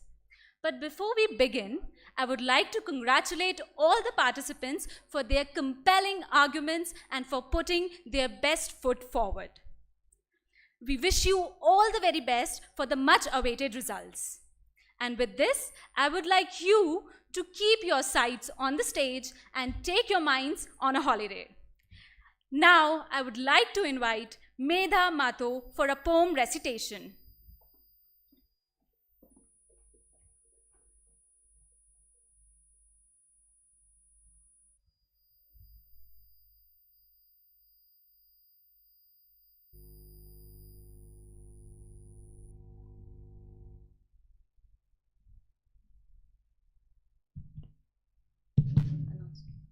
Good afternoon, everyone. My name is Medha Mato. Today I'm going to recite a poem, I Know Why the Caged Bird Sings by Maya Angelou. The free bird leaps on the back of the wind and floats downstream till the current end, dips his wing in the orange sun rays and dares to claim the sky. But a bird that stalked down his narrow cage can seldom see through his bars of rage. His wings are clipped and his feet are tied, so he opens his throat to sing. The caged bird sings with a fearful trill of things unknown but longed for still. His tune is heard on a distant hill, for the caged bird sings of freedom. The free bird thinks of another breeze, of the trade soft wind through the sighing trees, and the fat worm waiting on the dawn bright lane, as he names the sky his own. But a caged bird stands on the grave of dream, his shadow shouts on a nightmare scream. His wings are clipped and his feet are tied, so he opens his throat to sing. The caged bird sings with a fearful trill of things unknown but longed for still. His tune is heard on the distant hill, for the caged bird sings for freedom. Thank you.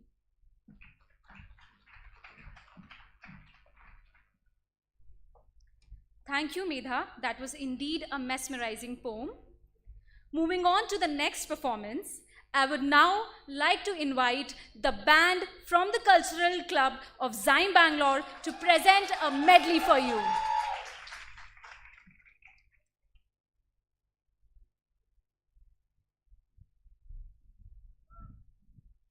Check.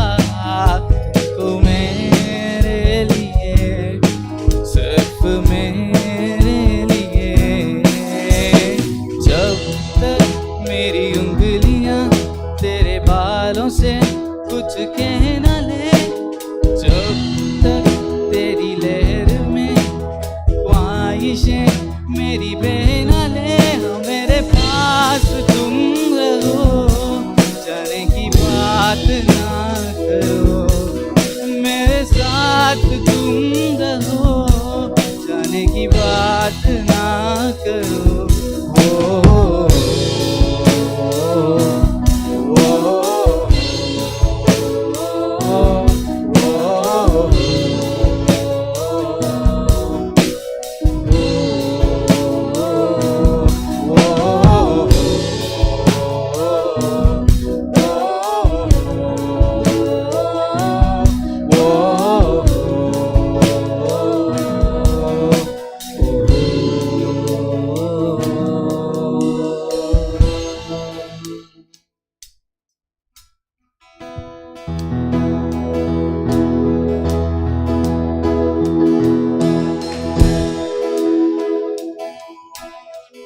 सुन रही हूँ सुध बुध खो के कोई मैं कहानी, पूरी कहानी है क्या किसे है पता। मैं तो किसी की होके ये भी न जानी, रुत है ये दो पल की यार रहेगी सदा किसे पता। हाँ किसे है पता। जो बरसे सपने बूंद बूंद नैनों को मूंद मूंद, कैसे मैं चलूं देख ना सकूं अनजाने रास। गूंज साए कोई एक तारा गूंज साए कोई एक तारा, गूंज साए कोई एक तारा गूंज साए कोई एक तारा।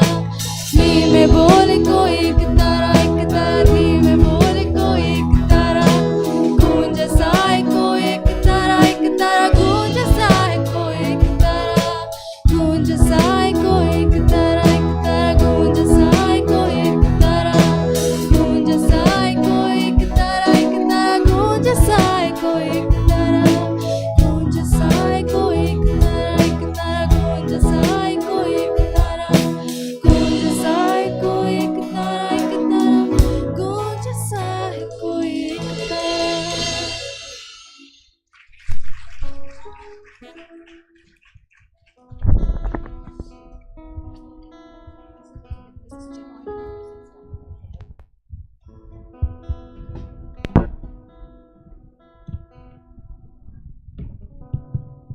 Hello.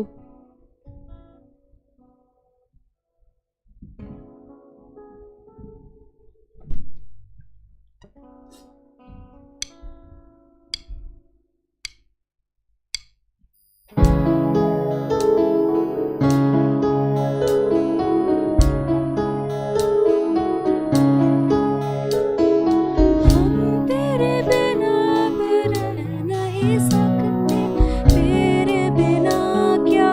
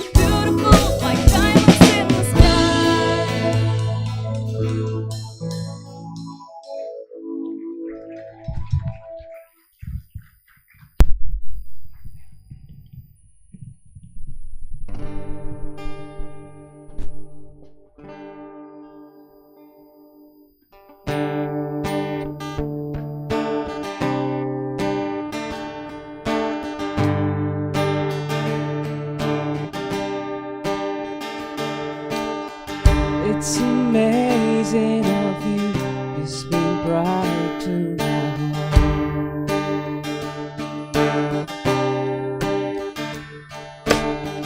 Without saying a word, you light up the dark.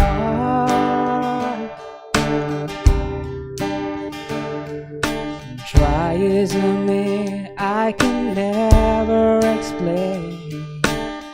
Without her, you won't say a thing. The smile on your face lets me know that you need me.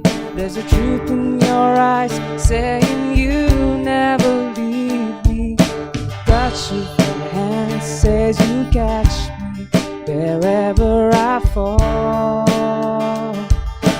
And you say best when you say nothing at all.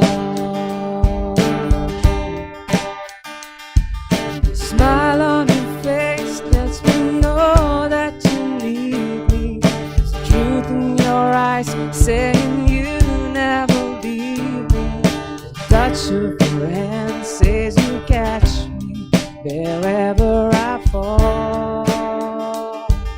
And you say best when you say nothing at all.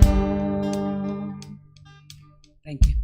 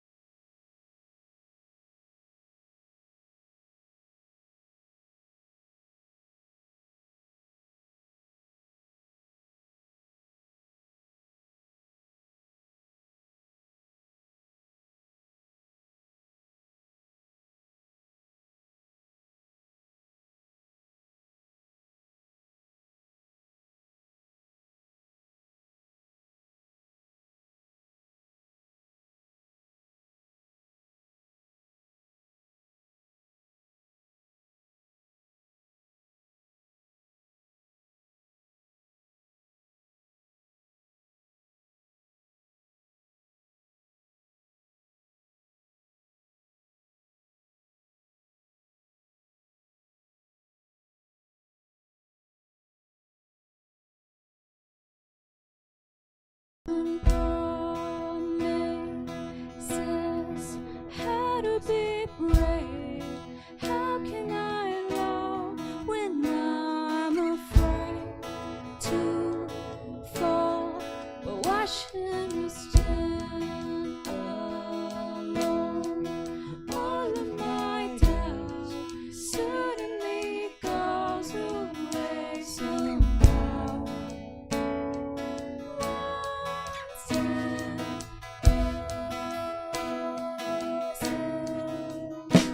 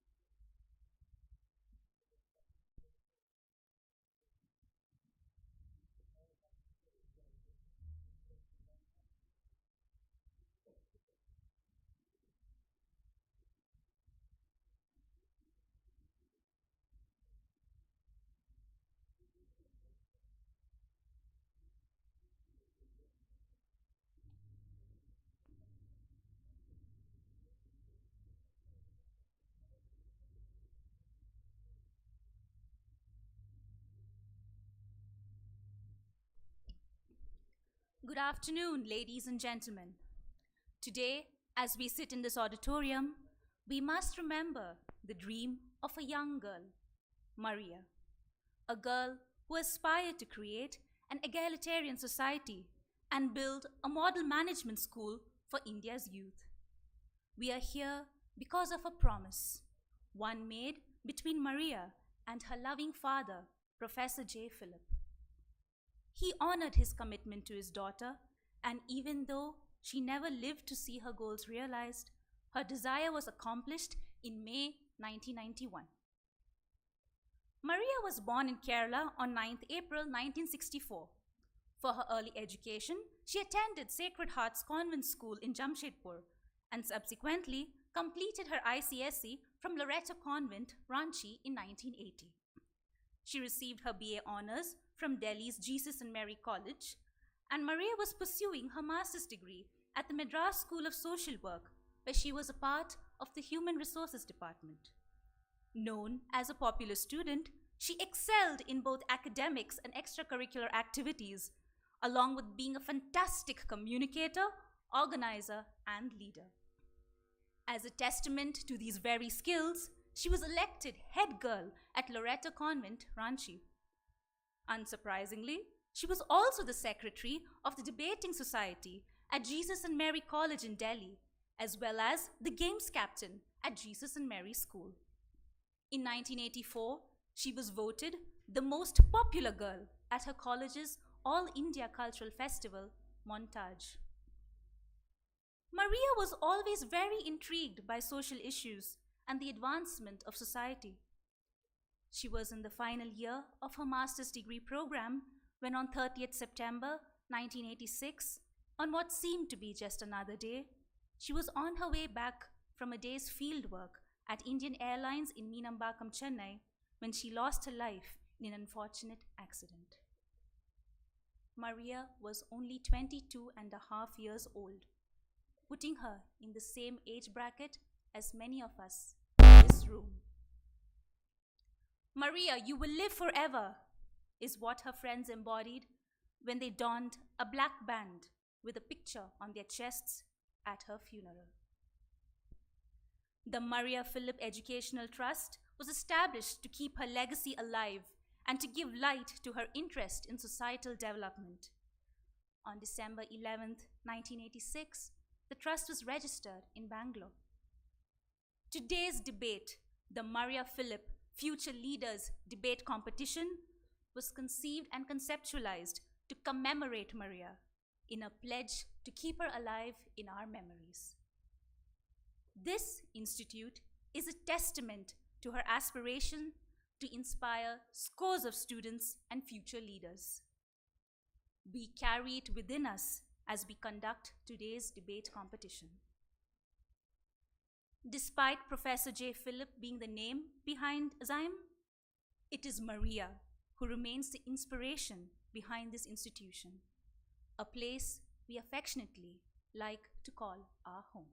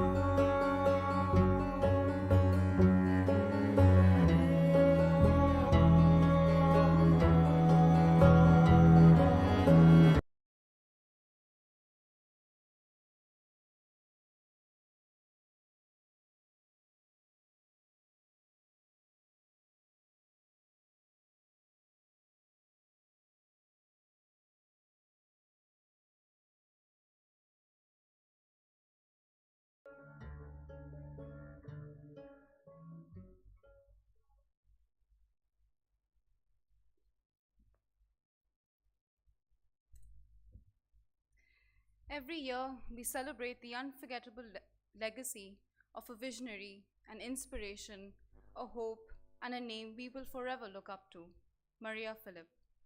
I would like to invite the dignitaries and the judges to please proceed towards the dais and take their places.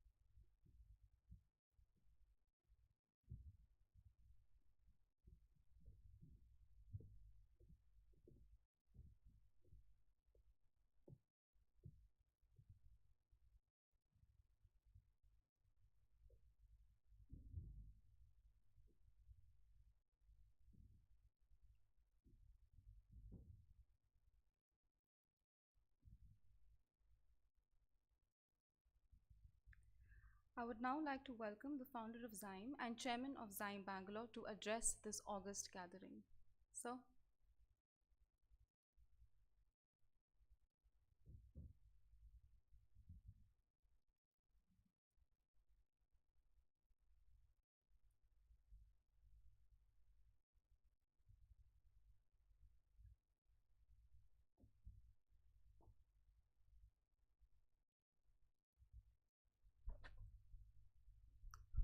Hello. Where are the contestants?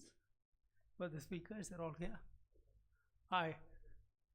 Greetings and welcome and thank you. All at the same time. Right?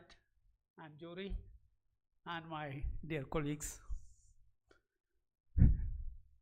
Just before lunch, I had some guests in my room, my office, and we talked about this debate. And he saw the awards, the prizes. So he asked me, what is the cost? I did not know exactly. So I called up the accounts people and said, please come and tell me the total cost. And he gave us a statement. It was ₹1,037,000 rupees. He thought I'd be surprised. I was not. And when I came and sat there and saw these 20 students in action, I said that was well spent, beautifully spent on 20 future leaders. Thank you very much, Recep. It occurred to me, usually we use the expression feast. I thought what we saw, heard, experienced, felt this afternoon was a feast, a metaverse feast, no? Right, so it's a beautiful one, and thank you, your organizers too, for sending you here. I hope you enjoyed your stay. I'm going to ask you to stay for another day if you want to, be our guest, enjoy Bangalore, and then go back, good memories. Right, judges, I'm sure you would have had a very difficult time deciding on who the best speaker and who the team is, I'm sure. We tried to bet each other, and I said, no, it's a difficult task, so I'm not getting into that. Yeah, sure, we await your decision, your conclusion. Yeah, it's as you heard, we lost Maria in 86, and 87 we started this debate competition. That was in Kerala at a very leading, well-known girls' college, Assumption College. That's where we started, 87. And that was confined to women's colleges first of one university, Mahatma Gandhi University, and there are a lot of good women's colleges. Later we thought that was not good enough, we spread it to Kerala. And then from Kerala it was brought here, Karnataka. And when the Oragadam XIME came up, they said we will do that there too. So about last 5 years, we have at these three states, Kerala, Karnataka, and Tamil Nadu. But this year, I think the president's idea that we should have the entire South. So the first time, so this is in that way unique one. That first time in this 32 years, 33 years, we have the entire South covered in this debate competition. Now, why is it that I said we spend this money, and we are indeed very happy? Because we honestly believe that a business school which doesn't contribute to other issues and concerns, and particularly future, is an island, not related to the environment, and we don't want to be an island. 3 years ago, we organized free a 1-month leadership training camp in Kochi for 30 students, picked up future leaders, 30 of them. Second year we conducted it on online. Last year we couldn't do it, but this year we already announced. 6 to 7 lakhs, all free, no payment. 2 weeks from now, we have a big celebration honoring the best SMEs of Bangalore. So it's not only honoring, we give awards of 2 lakhs and 1 lakh rupee to the best to manage SMEs of Bangalore. We have adopted an ITI in Trichur, and we already spent about 75 lakhs rupees or so, and we said we will take them any length needed to make them the very best. Our students, we have a club called XIME Club.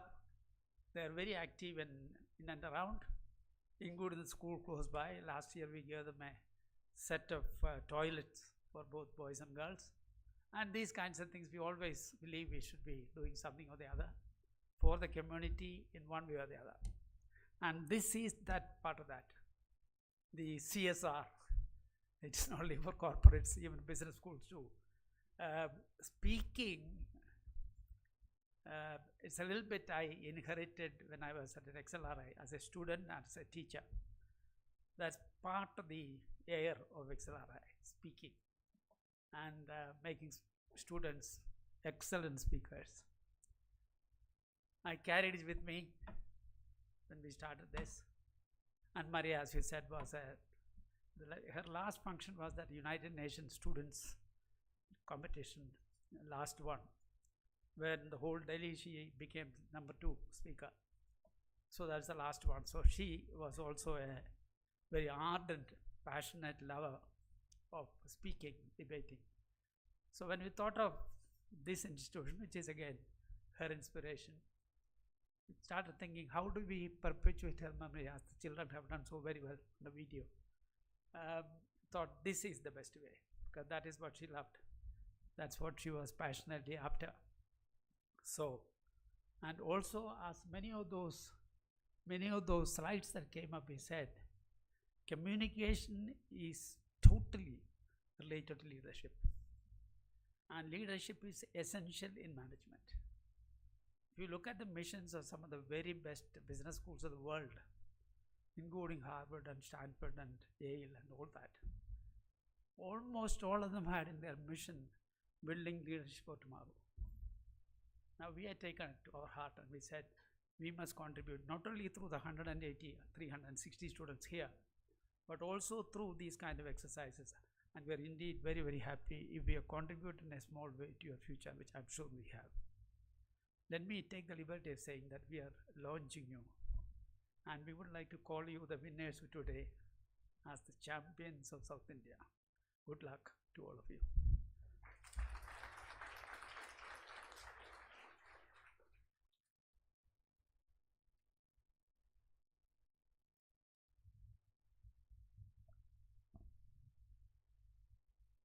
Thank you, sir, for the wise words. Before we declare the results, I would like to request Mr. Prabhat Tiwari, the jury chairperson of the panel of judges, to share his viewpoint and feedback on the competition. Sir.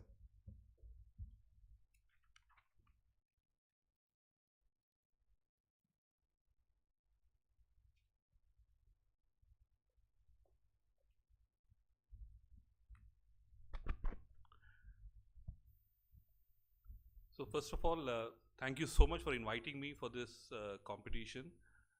From being a chairperson of the jury, it's an honor, and I really want to first of all appreciate all the students who participated in the session today.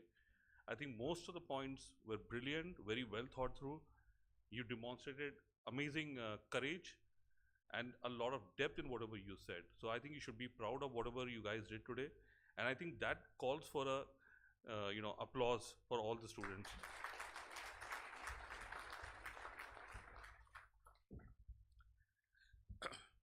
So the topic itself is very exciting and very new.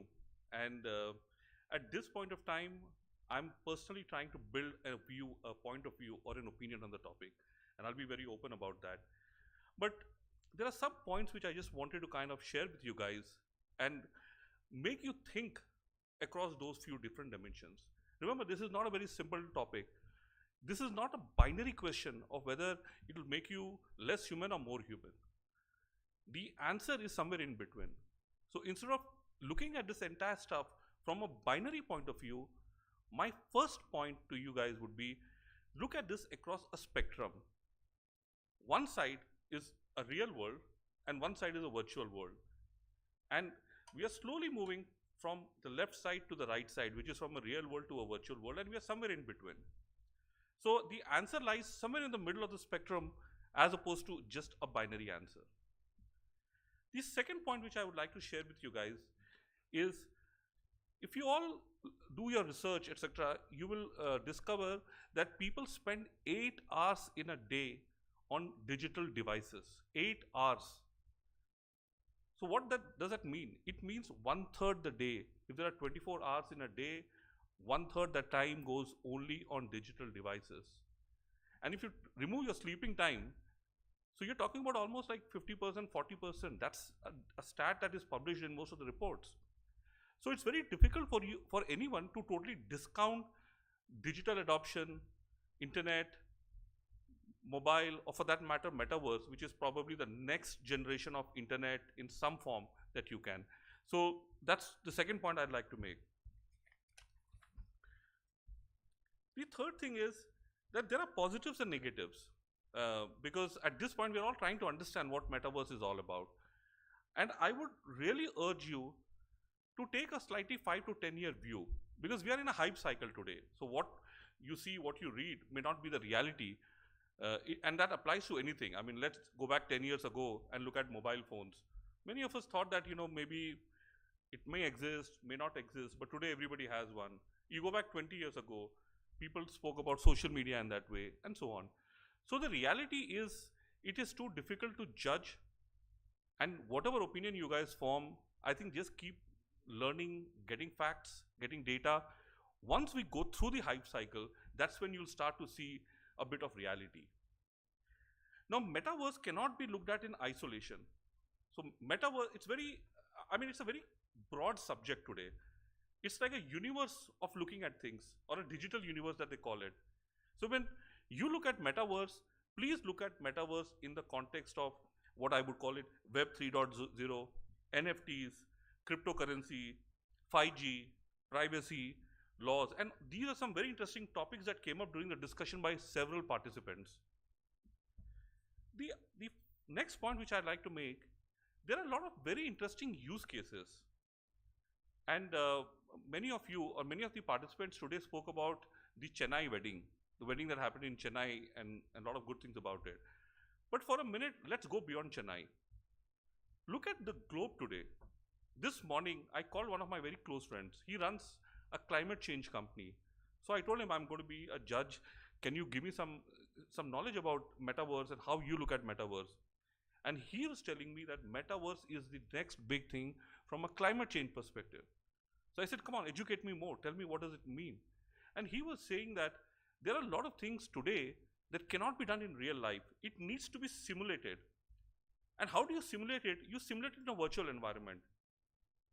So for a minute, I think one of the participants mentioned that if you want to learn flying, I mean, the easiest thing is just take a plane and fly.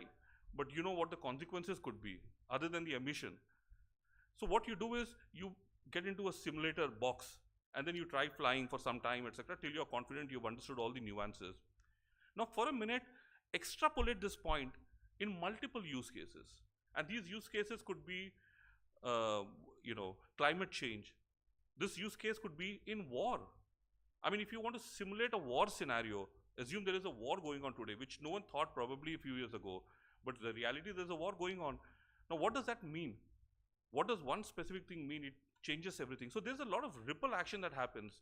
And to me, I think metaverse is a place where a lot of these things could be understood. So there are a lot of use cases which probably will touch climate change. It will touch handling of expensive equipments, playing with war, infectious diseases, a ripple effect of economic events, and so on. Now, there are also risks on the other side. For example, people have a digital identity, they have a real identity. And all of us know that, slowly that's a big gap and people are getting into depressions and this and that. Now, that's not going to go away. That's the unfortunate reality. And being a parent, I have 2 kids and I can see, what they go through. I mean, everybody wants to look successful on LinkedIn. They want to look very pretty on Instagram. And maybe knowledgeable on Twitter. But in reality, there may be something else. And this is going to be a fundamental gap. And it has its own set of challenges. So metaverse has its good thing, it has its bad things. And that's where I spoke about the whole spectrum thing. The last point which I want to bring out, what does metaverse mean to every student in this room? I think that's the most important thing. I think it's good news. Now, metaverse, if you start looking at it, and I was reading some numbers, it says that 54 billion transaction would happen, socializing 60 billion messages would get exchanged. We are talking about $1 trillion economy. We are talking about so many larger partnerships getting forged and so on. So what it really means is, if you have to succeed in the future, you need to understand metaverse and understand what opportunities are going to come to you. Opportunities may come to you if you decide to work for a certain type of company. It may come if you decide to start something of your own, whatever be it. So I think it's a great opportunity, and the only solution is just learn more. There's a lot to be learned. And today, I think I came with a mindset to learn from all the participants, and I feel much more knowledgeable at the end of the session. But yeah, there's more learning to do. With that, I really want to thank everybody for inviting me and inviting all of us. And I want to remember Maria for for the debating acumen that she had and all the good stuff. So there's something today that we can all take away, from Maria's story, and there's a lot that you guys can benefit. Thanks, all of you.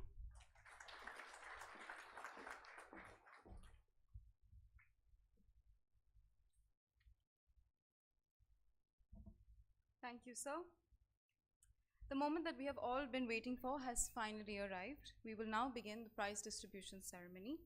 I request all the prize winners to stay back on the dais after the results are declared.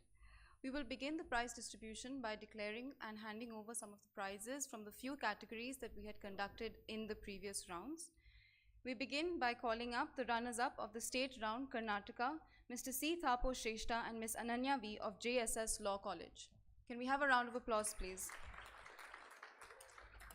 I would like to request Ms. Reeti to hand over the prizes.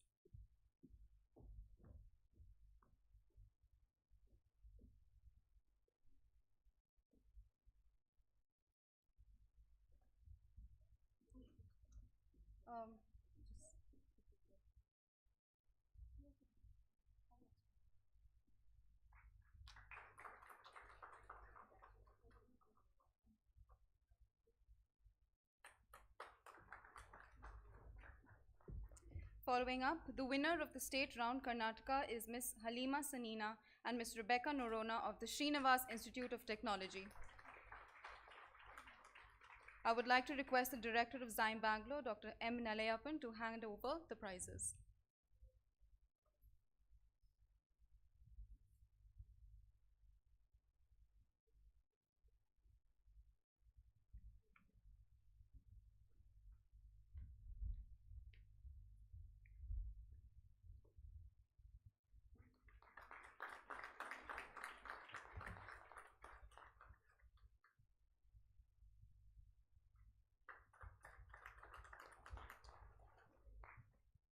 Next up, we have the runaround the runner-up winner of the state round, Telangana, Ms.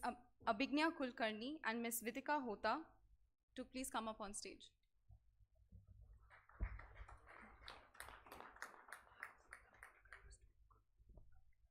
They are from the English and Foreign Languages University, and I would request Ms. Chinmay Praveen to hand over the prizes.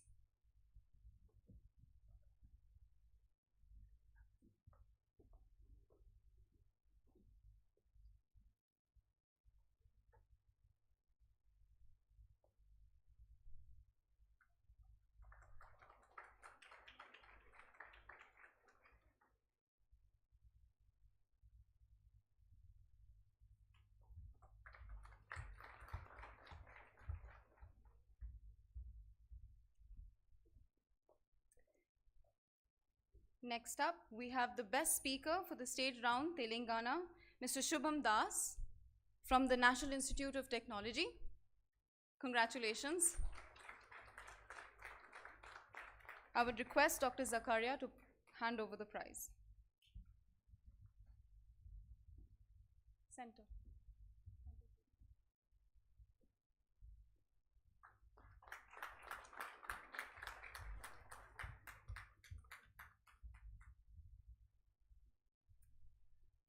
We have the winner of the state level round, Telangana, Mr. Shubham Das and Ms. Nandini Kanoria of the National Institute of Technology.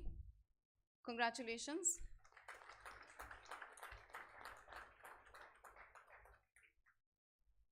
I would like to request the Director of XIME Bangalore, Dr. M. Nalayappan, to hand over the prizes. Center stage.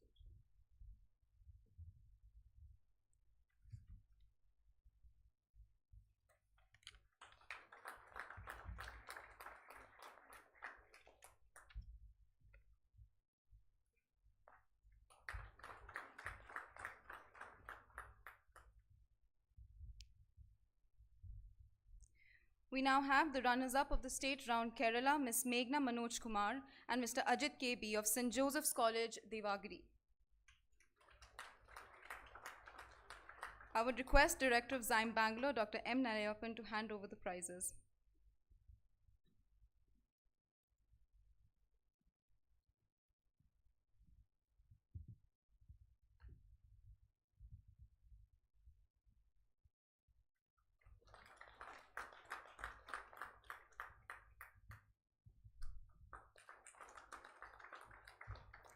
Finally, the winner of the state round Kerala is Ms. Alina PR and Ms. Vishnu Unnikrishnan of St. Thomas College, Thrissur. I would request Chairman of XIME Kochi, Ambassador C.P. Ravindranathan, to hand over the prizes.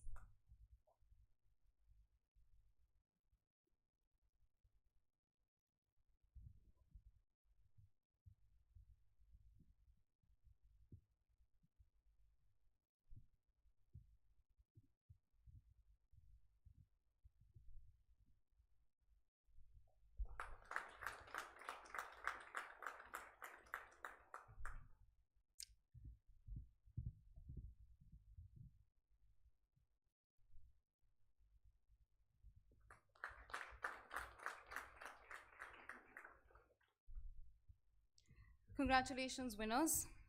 So our team backstage is of the opinion that the tension in this auditorium can be felt by each and every single one of you here today.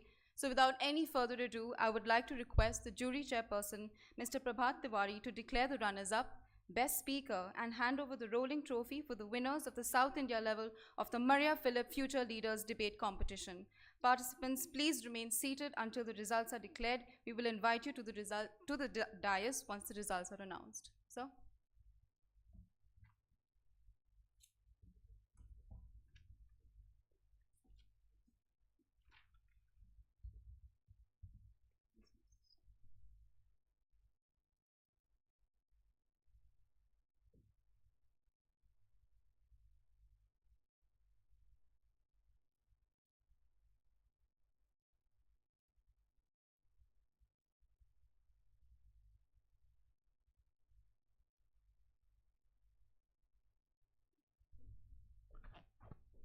Okay, so you guys are ready?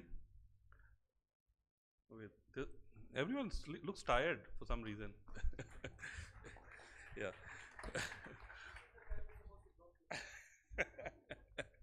Okay. So guys, the runners up is team number 8, Meghna and Ajit from St. Joseph's College.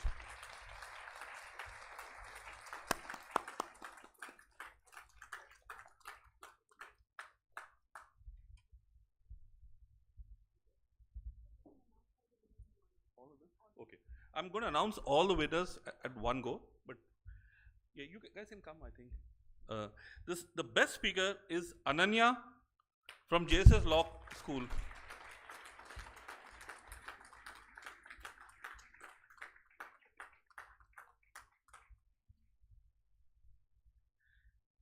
And finally, the winner is Team 7, Shubham Das and Nandini from National Institute of Technology. Big congratulations to all the winners. And thank you all the participants.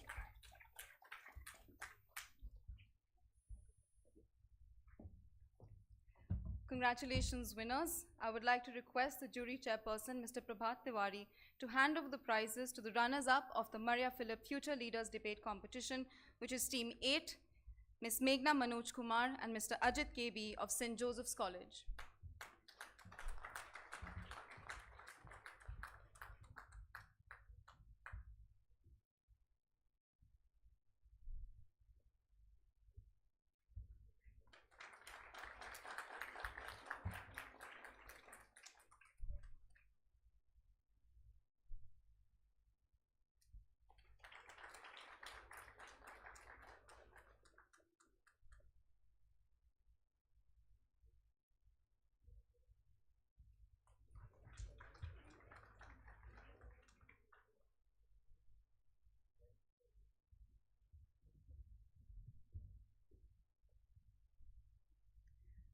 I now invite the chairman of XIME Kochi, Ambassador C.P. Ravindranathan, to hand over the Best Speaker Prize to Team 3, Ananya V. of JSS Law College, Mysore. Can we have a round of applause, please?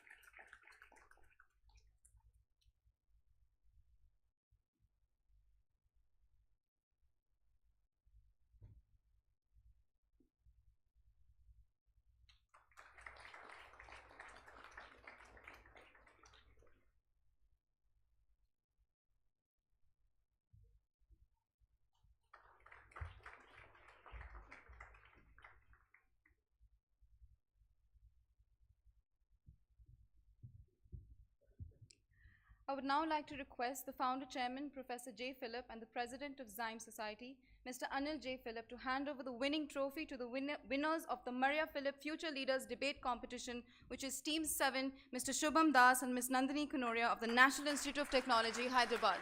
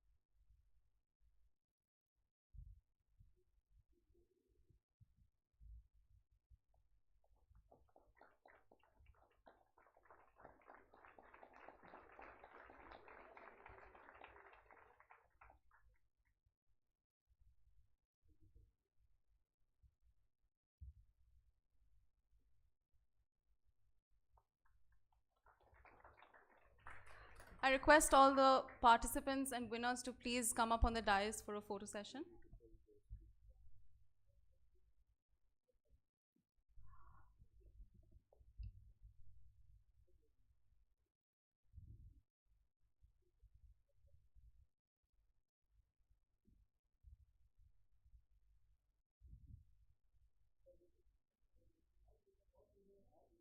I request all winners of today's debate competition to please come up on stage.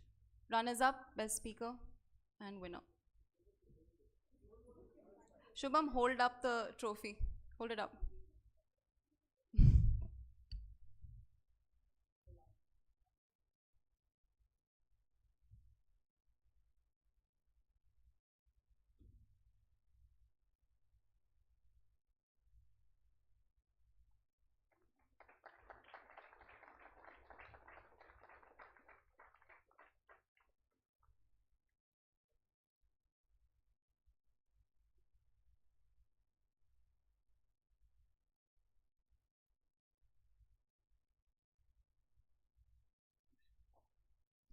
I will request the winners of the state round to proceed and come up on the dais, and all other participants.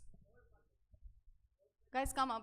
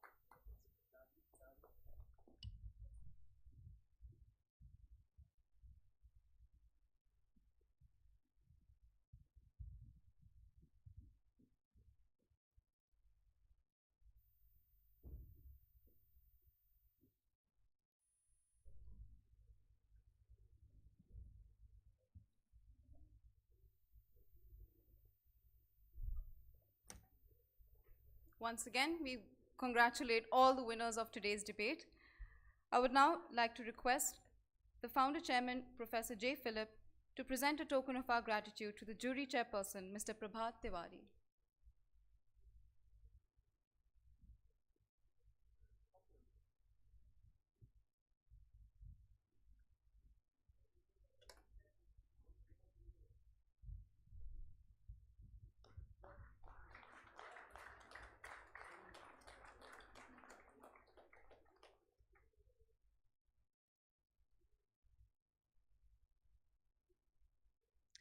I would like to request Chairman of XIME Kochi, Ambassador C.P. Ravindranathan, to hand over a memento to Mr. Zakaria George.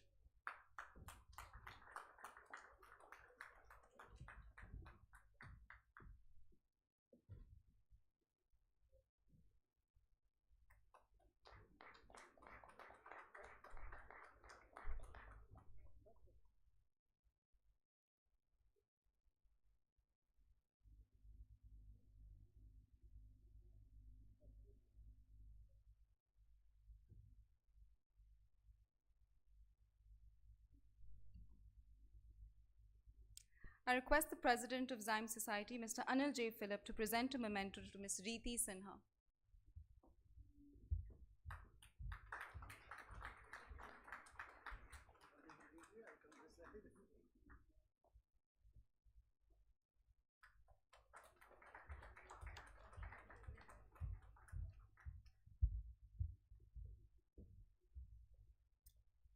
I request the Director of XIME Kochi, I request the Director of XIME Bangalore, Dr. M. Nelayappan, to hand over a token of our gratitude to Ms. Chinmay Praveen.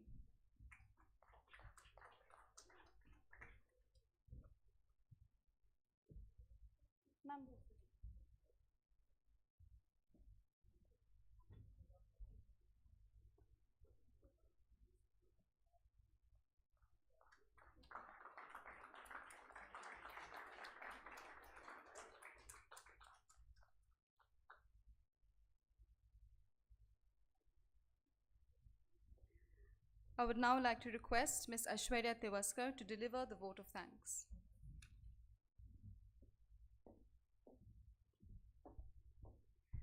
Good evening, ladies and gentlemen. Earning a postgraduate diploma in management has been a dream, one that not only you and I have aimed to achieve, but is an aspiration of millions across the country. But how many have been privileged to study in an institute like XIME? Just a handful.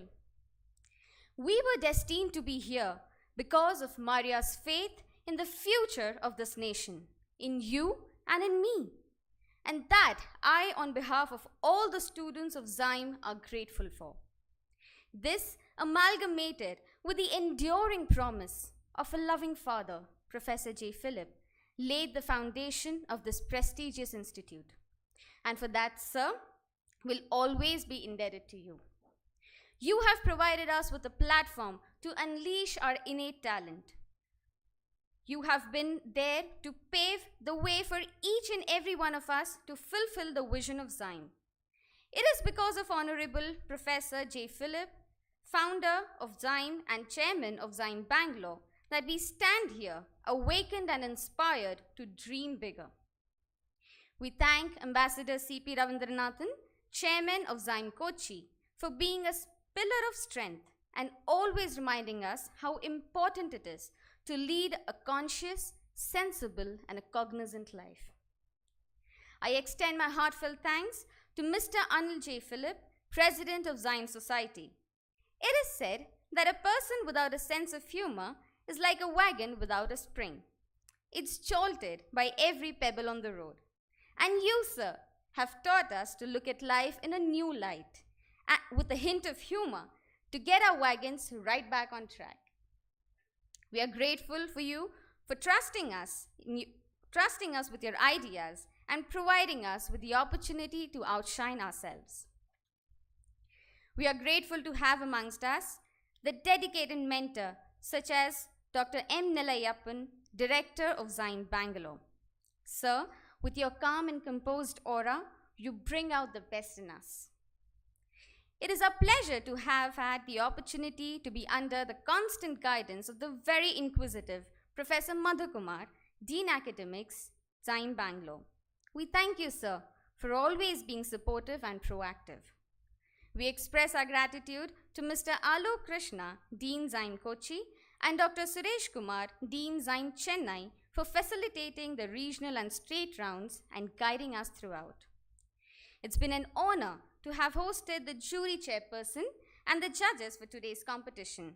Your presence and contribution has been of great value to all of us. We'd like to thank the Assistant Dean and Faculty Coordinator, XIME Bangalore, Dr. Roshni James.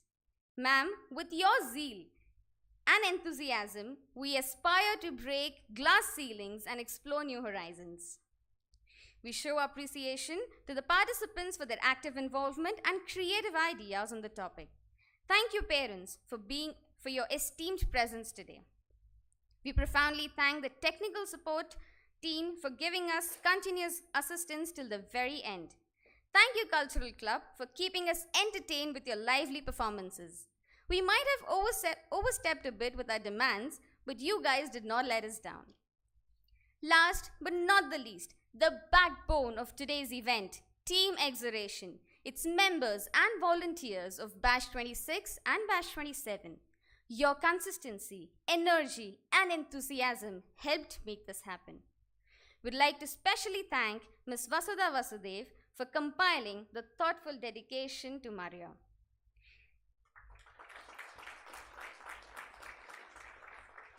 Thank you, students and audience, for your active participation. We hope that today has ignited that fire in all of us to accomplish everything that we are here for and to emerge as empathetic future leaders. And with that, we close the Maria Philip Future Leaders Debate Competition. Thank you and have an amazing day ahead.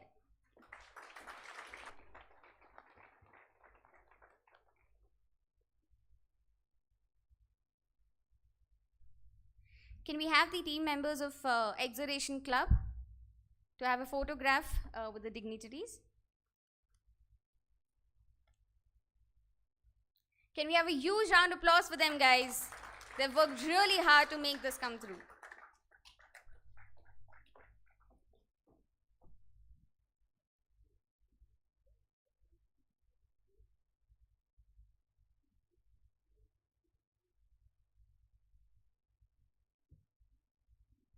Can we have all the volunteers on stage as well? All student volunteers, batch 26 and 27, please come up on stage.